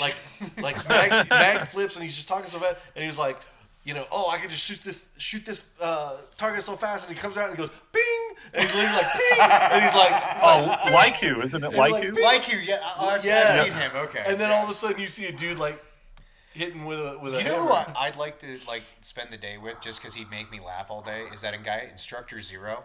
I don't want him to teach me anything. I just want him to talk all day long in that weird accent, because he's got this weird kind of like very proper Italian accent. It would be very fun. Tell you, He is fun to hang out with. Yeah. He is fun to hang out with. I will say that. tell you the story about Instructor Zero. Is there a good story? Oh, apparently I'm going to get some inside info. Well, I get.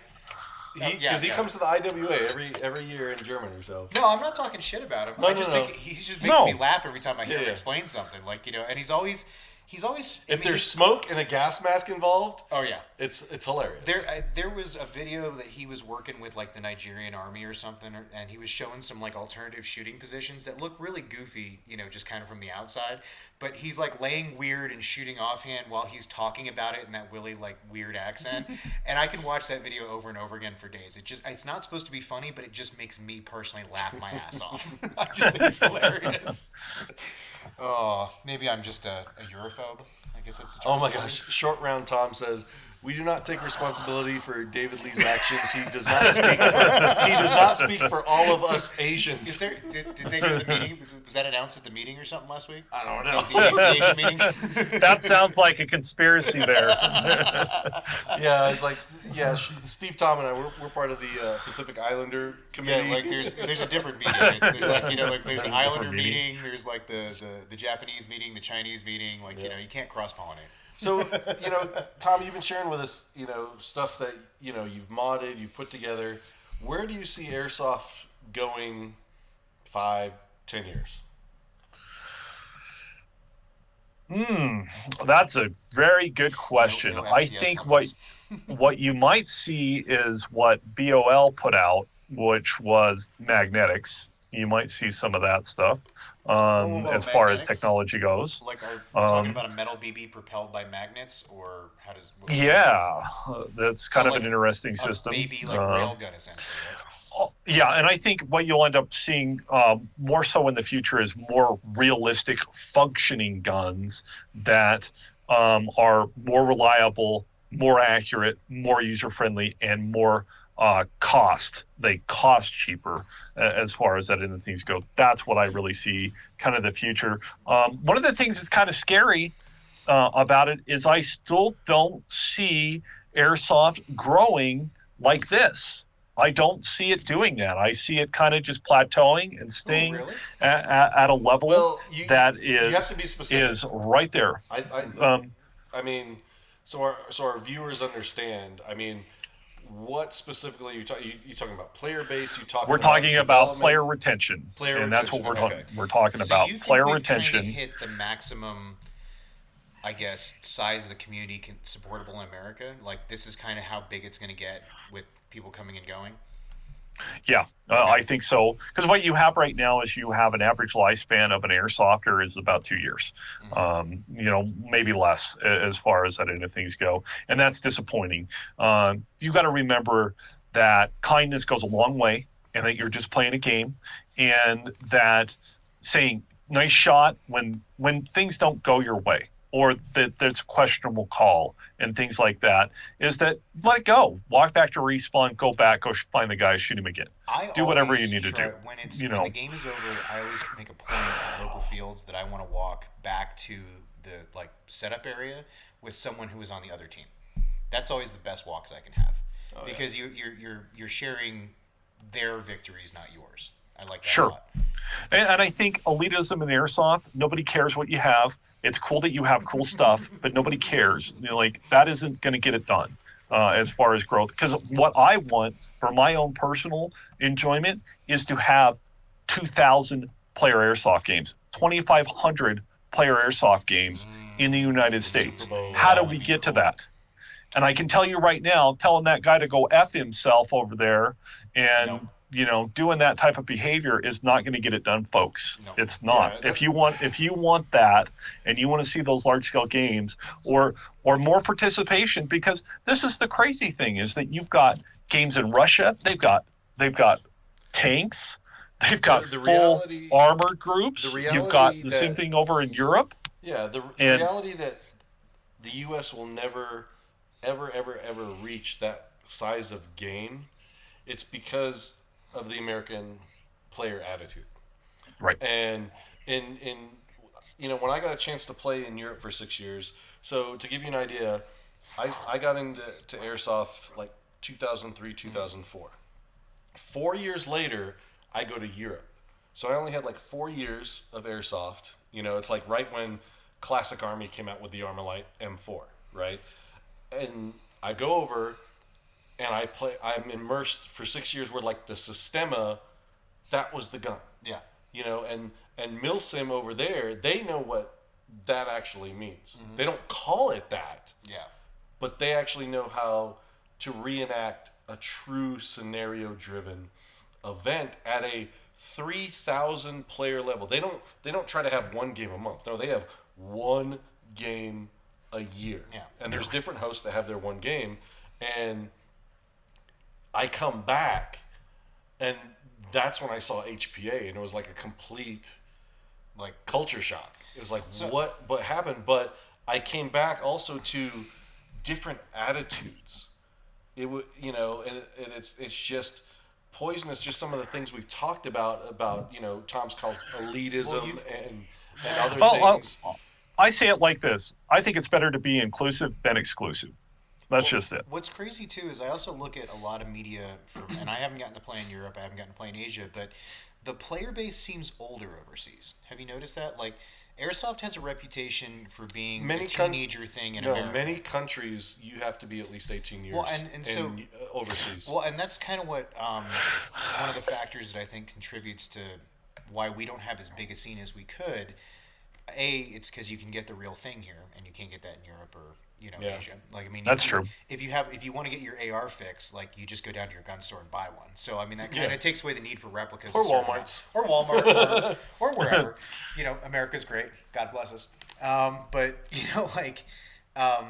besides that factor, the fact that airsoft's restricted as an adult activity in a lot of places means that you have a much more stable outlook on the world when you start doing it. So that you can either A, move past some of those go fuck yourself comments, or B, you don't have, it's just something you do on the weekends. Your whole world is not wrapped up in it like when you're 14 or 15. Sure. And I think maybe part of it is that we have a much younger community here, so people come in and out of it quicker.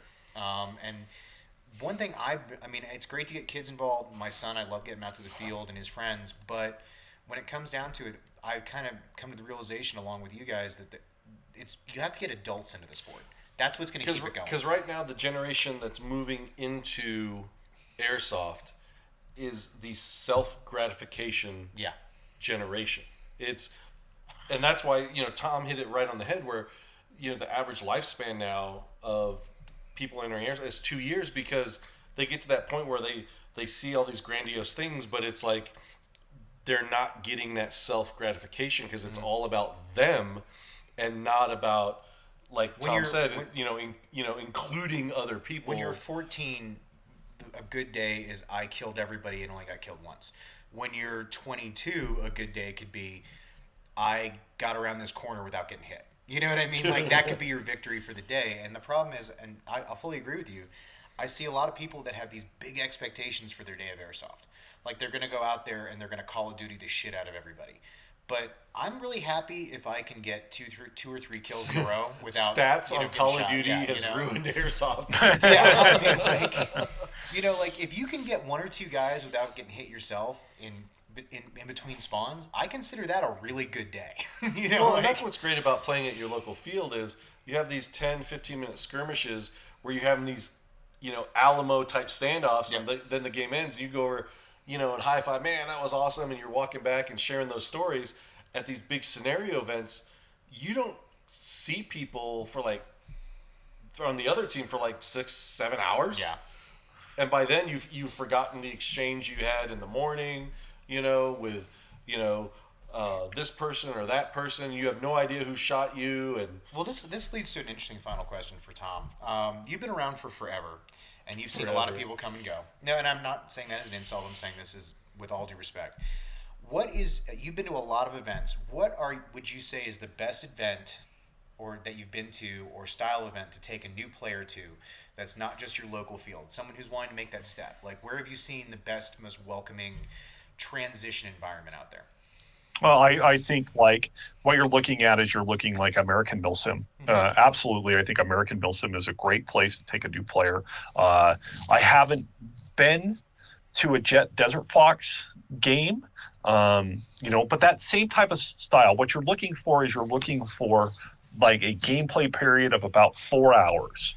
Like where it's high intensity, where you're going to get into some trigger time. It's going to be exciting. There's going to be a lot of other people involved with it. Lion Claws is also good. That's how I started out on National Airsoft Scene, is playing Lion Claws games as far as that end of things go. What was your first big game ever? My first like national event, I think, was Lion Claws 10. I want to say. Does he have you beat in Lion Claws history there, Kaiju? My first Lion Claws was 2004. Oh, I was hoping he had you beat. Well, I don't know what year 10 was. I'm 12 was when John Liu had 1,100 people at Victorville, and it was 800 Rangers against 200 Somali Pirates. See, so my Lion Claws was not at Victorville. It was pre-Victorville. It was at Hesperia. Hesperia. Where's Hesperia? Yep. It's just a couple hours down the road. It's a little bit closer to LA. Boy Scout Ranch, right? Oh, okay. If I remember, yeah. Yep. I did a War of the Angels game there. That was a lot of fun. War of the Angels, is that like a heaven hell themed game, or is that like something different? John Liu actually had angels. Like shooting at models? Yeah. Like pretty like models, like angels, like Charlie's that are angels. Actually from foreign countries. And that are just here to. That's an interesting take on airsoft there. Interesting. Yeah, but it was fun. But I would say that's what you're looking for. I would say you guys would have to say like Conquest of Avalon. I think that caters more to a newer player. If you're looking, type. If you're making your schedule for next year, homie, you need to do Avalon. You need to get it. You need to get your butt down to Texas, man. It is a fun place to play. It's just a fun weekend. It's no pressure. It's just not chill. milsim. It's just a fun weekend, and it's not better than anything else. It's a different thing to experience. That's what I keep trying to promote. Different and that's what I'm after. Is like I'm looking for the most unique places to go play airsoft at. Like, what's the most unique place that you've ever played airsoft at, Kaiju? Peltast. Like, did he just flip the swip on us? Is he asking us questions now? I am. Mine was a 3,000 player game on an island. You're talking about Brigette, aren't you? Yep. Okay. That's just gonna be your answer for everything from now on? Yeah, Brigette. I mean, when you have dudes you have the enemy base up on a plateau, and you had dudes from your faction willing to scale a cliff at night. Okay. And hit them from the back because the people defending it, they're like, oh, nobody's coming up that way, and they're complete. I mean, that's just amazing. And Javier had a good point. It's like the mega event will never happen in the U.S. because too many people want to wear their camo, and there's not a single event producer in the U.S. that will allow all camo types. Because in Europe they use armbands. Yeah. So there's no camo. Yeah, you can wear whatever you want. That's how they get. Well, because they have all these countries. You have a camo game versus jeans. Everybody can keep camo on one side. Wear whatever when special you have a score shit you 3,000 want. player event, Red in 4, Europe, blue 4, man. It's pretty basic. People from Italy actually wearing Italian vegetato. You have people from Sweden wearing Swedish. No, and so you can't. I'm stoked. And they're in all it makes these more different sense. factions, you know. So they do armbands. Now, it makes more sense. I have to say, my airsoft experience is not that as varied. I've done a lot of the same fields over and over again, but I have to say the most interesting place I've ever been to is the Zussman Ranges at Fort Knox. I was not there for an airsoft thing. This was way back in the day. I was there for training. But the extension, there's multiple villages, there's an underground, and I really wish someone could get back there because I'd love to play airsoft there. I heard that Zussman was a lot of fun to play at. I know Black Sheep was holding events there back in the day. They have these wires strung up everywhere. So when the role players used to come out with the RPGs that make the little puff, like little smoke out the back, there would be a bottle rocket that shoots along the wire at you that originates from the same place they're standing. It was... like cars would explode out of nowhere, buildings would be marked off. Some weekends they would be explosive buildings, some weekends they wouldn't. And the whole thing's wired for sound and video, which I think would add a completely new dimension to making airsoft videos. Oh my gosh! Short Round Tom says, "Go old school, shirts versus skins." Yes, yes. Shirts versus skins game. I want to see it next year. Dude, Who's gonna do it? when I was a kid, we had a big field out in front of the house, and you either threw dirt clods or you threw gourds. I mean, that's what it was. You either threw dirt clods or gourds at each other. Oh, hey, P&W is in. He says hi, Dad, but I don't know if he's talking to me or if he's talking to Tom. No, I think he's talking to Tom. talking to me. Okay. I've adopted all the kids from the ASAP podcast, Oh. so they need a damn role model All over the there. kids Oh. from the ASAP. I can just see that. Like, Too Tall comes pick them up for school, take them to their podcast, tucks them all in, makes them lunch. I can see that. Yep, Corey's my favorite out of the group over there. He's the most responsible, Well, only because he'll end up in prison if he's not. So Yeah, I'd say he's the most sober of all of them. That's what keeps him safe. You know, I learned a lot about Punk a couple of weekends ago, and he and I have like the same things because they had their ASAP tent, and Cole was just like he was just leaving his cans and his bottles like all over their table in their booth, and Punk's like, I can't live like this. I'm like, I'm exactly like that. I just can't have disclutter and unorganization. Are you around accusing me of being cluttered and driving you nuts? Am I the Cole in this story? Is that what you're trying to say? Anyway, dodge that. Duck, Totally dip, dive, just slipped that dodge. through. oh my gosh. So real quick, before we take a break to move on to events, because we'd also like to hear your opinion about some of the events that are still left in the year. We still have 6 more events to promote in 2019, which is crazy. Guys, take a break. Yeah. Take some time off.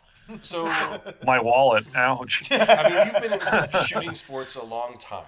So you gave us your thoughts on where the industry is going in 5 to 10 years. Where do you see yourself in the industry 5-10 years from now? Oh, in the industry, not in it. That's really where I see it. Well, I'm going to be a player's player first, and I'm going to try to help keep people here in the game. And if I can help your event to do that, then I'll be happy to do that. All you have to do is ask me. I'm not going to go ahead and put myself out there for those events. If you're looking for somebody with lots of experience that knows what they're doing, that want to go ahead and help you with retention to get more people staying, playing the game, then I'm happy to help you. But you just have to ask me. I'm not going to put myself out there on the limb. That's what's great. If little Johnny comes up to Tom and asks Tom anything, Tom sits there and actually takes the time and talks to the person. Not only that, he's the only guy who's camied up for the entire weekend. I always want to point that out. Like, no one else has ever when he's sleeping. Never camies up in the face. They always take their eye pro off whenever they get. Tom is 100% devoted to his weekend. It is. We got to go. Yeah. You never know when action's going to happen. Even on Friday, it could just pop off at any time. Vendor Row, just firefights going here. That actually would be an interesting event that you don't know when it starts. So you just walk around your iPro doing your registration and stuff, and it just could kick off at any time. That'd be crazy. And so Punk's like, being in the industry is overrated.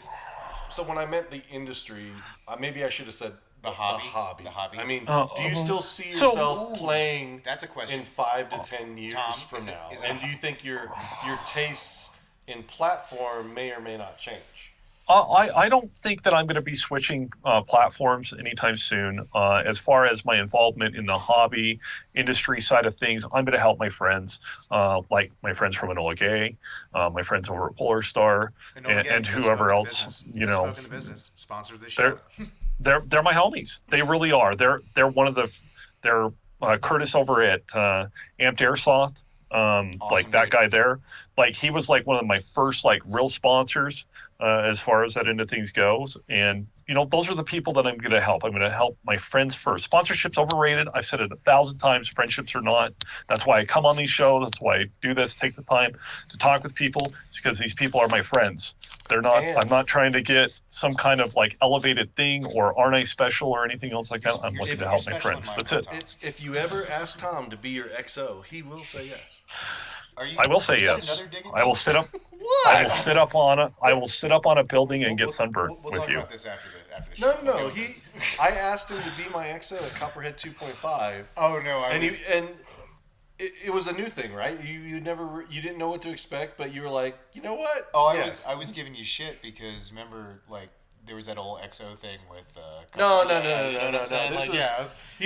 I was like, I didn't say no. On Saturday, the first half of Saturday at 2.5, he and I had the best synergy, and it was a blast to work side by side with him. And then, sometime in the afternoon, like 1, 2 o'clock, I'm like, I just go have fun, and he went and wrecked stuff, with Darren and Omar. I can attest. I've rolled. I mean, I've actually Copperhead got the opportunity to be on both sides of the gun with Tom, and it was equally enjoyable on both sides.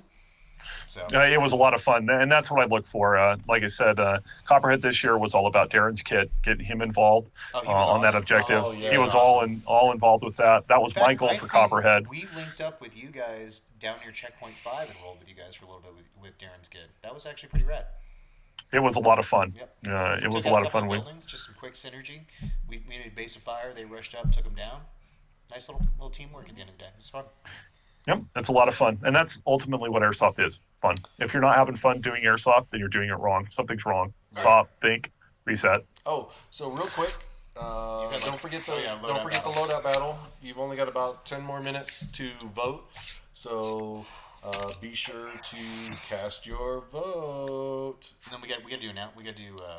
Yeah, we're gonna do events. Commercial events. We're gonna cut to one quick commercial, really quick, because we got to pay the bills. I hope it's the gloves. And we'll be right back to talk.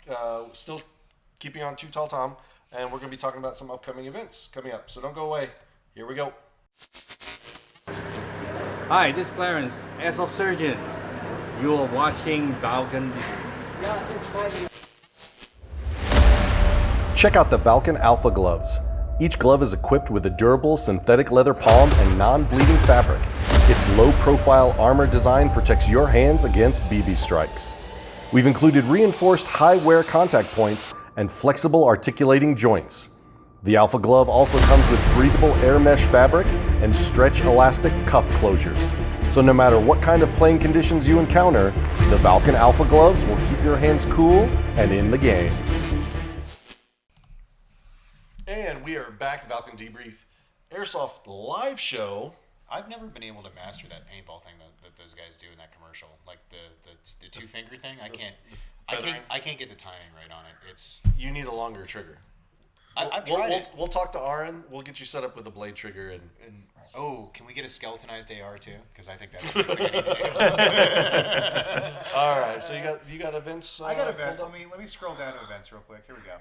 Okay. All right. So are we still sometime in November on this one? Or do we have a date? I don't know yet. I have not been given a date. Okay, we're gonna call it TBD. TBD. TBD. To be determined. Power Airsoft. They're opening up in Waukegan, Illinois. It's about 40 minutes south of Chicago, Chirac. Yep. New field, indoor, huge. I think basically it's like an old Home Depot. Yeah, it's a Home Depot, Walmart, some big box store. Yeah.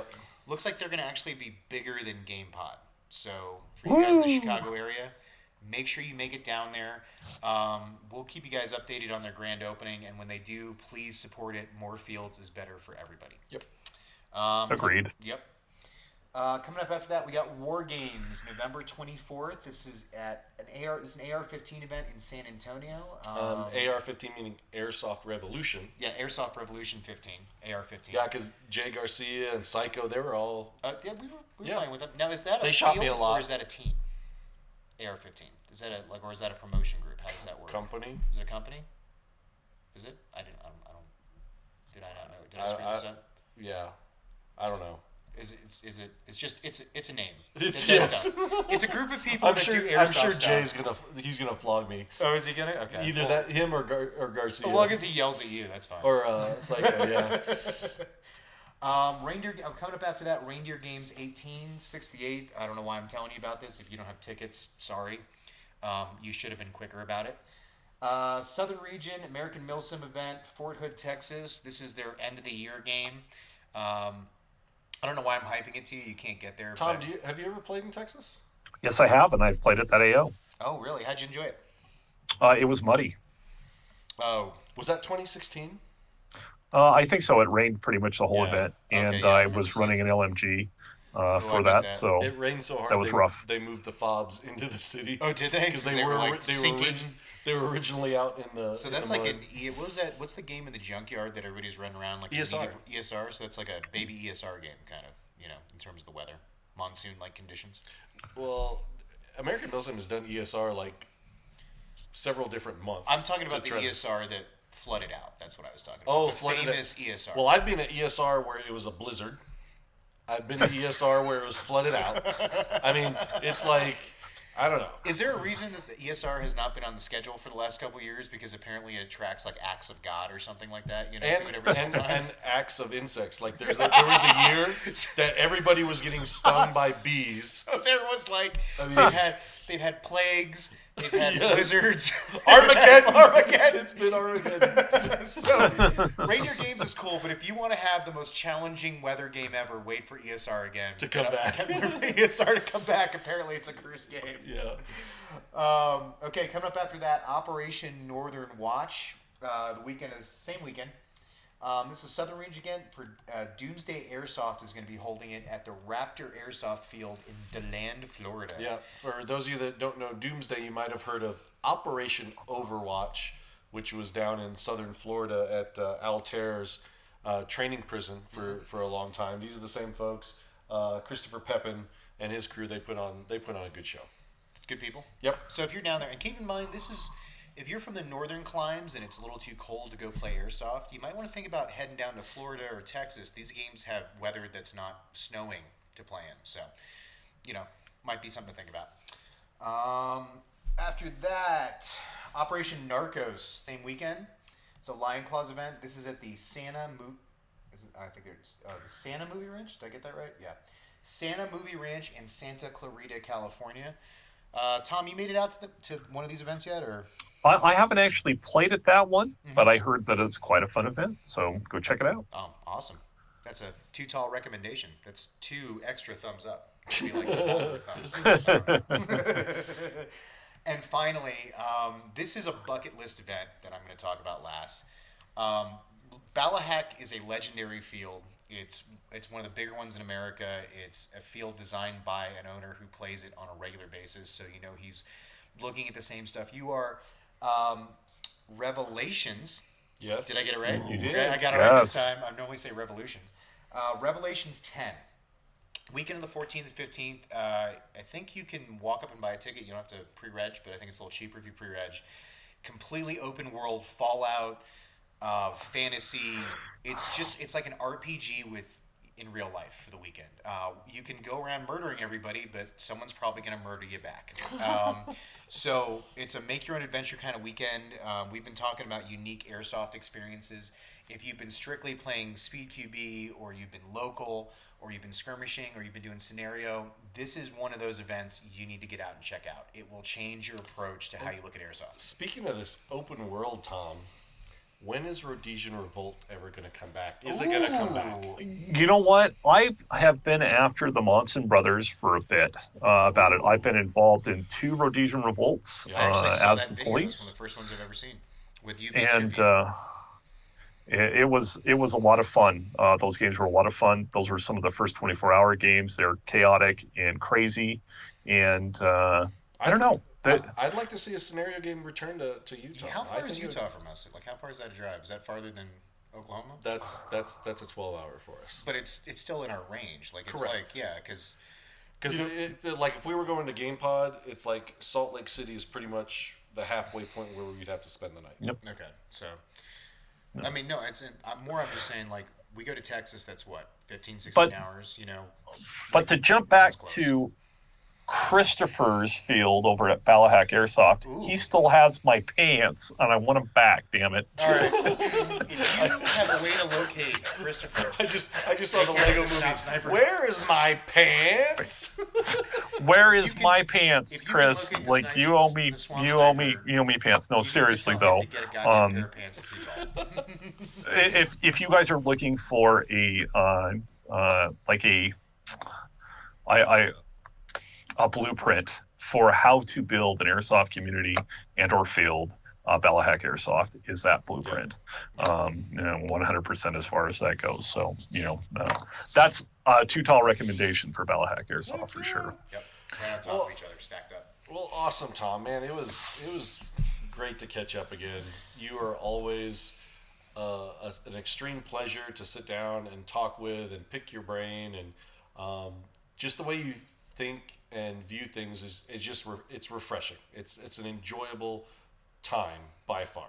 It's like unmotivated airsoft, but not like in like, I know that has like a negative term, but like it seems like a lot of people are motivated not just to play airsoft, that airsoft's going to get them something else. And it's wonderful to talk to someone who's just out there for purely just the airsoft experience. Yeah. Fellowship. Yeah, that's awesome, man. I like that.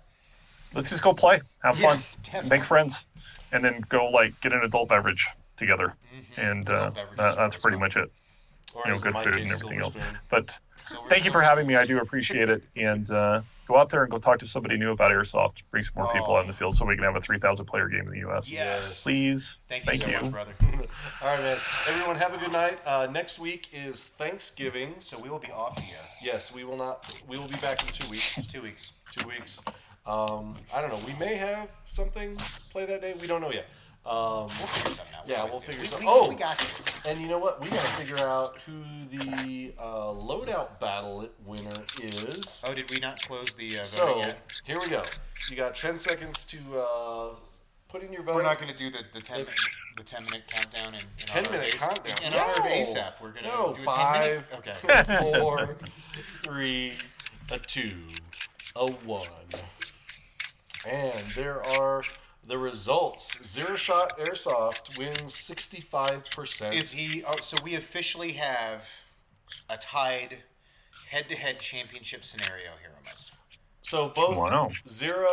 So both Corey and Dylan have won 5 rounds. So are we ending the rounds with the like the end of the year, like New Year, or are we just going to keep it going forever? Like, what's the plan? There's a lot in the pool right now. I mean, no, I know, and I'm just saying, like, when are we calling it a year for this year is more the question, because I'm trying to do the I'm not going to say it right now because I know how many are still in the pool. I'm not going to say. I think he hasn't actually figured it out yet. That's more what I'm going with. He's just delaying because he hasn't taken the time to figure out the end game for this. Oh yes. Give me a thumbs up if you agree in the chat. Oh my god. All right, Tom. Well, thank you for joining us. Don't stay up too late. I know you got some waterfowling and some cattle ranching, and I will be staying. I'm going to go get tonight. stuck in the mud with a $2.5 million machine. Yes. Awesome, brother. Can't wait Thank to you see so much. Hope to see you soon. Yeah, hope to see you soon. Don't know where it's going to be, but it's Please always a stay pleasure. Stay safe. Don't be too crazy out there in the woods. With your No promises. With your harvesting. No promise. All right, everyone, have a good night. We'll see you soon. Bye-bye.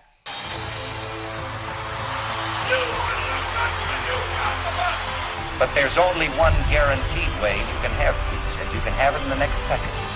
Surrender. I didn't think you had it in you. I'm your huckleberry. We will not go quietly into the night. It is your killer instinct which must be harnessed if you expect to survive in combat. You want answers? I think I'm entitled. You want answers? I want the truth. You can't handle the truth. It's about how hard you can get hit and keep moving forward. They will be met with fire and fury like the world has never seen. Remember this day, man. Or it will be yours for all time. What keeps you awake at night? Nothing. I keep other people awake at night.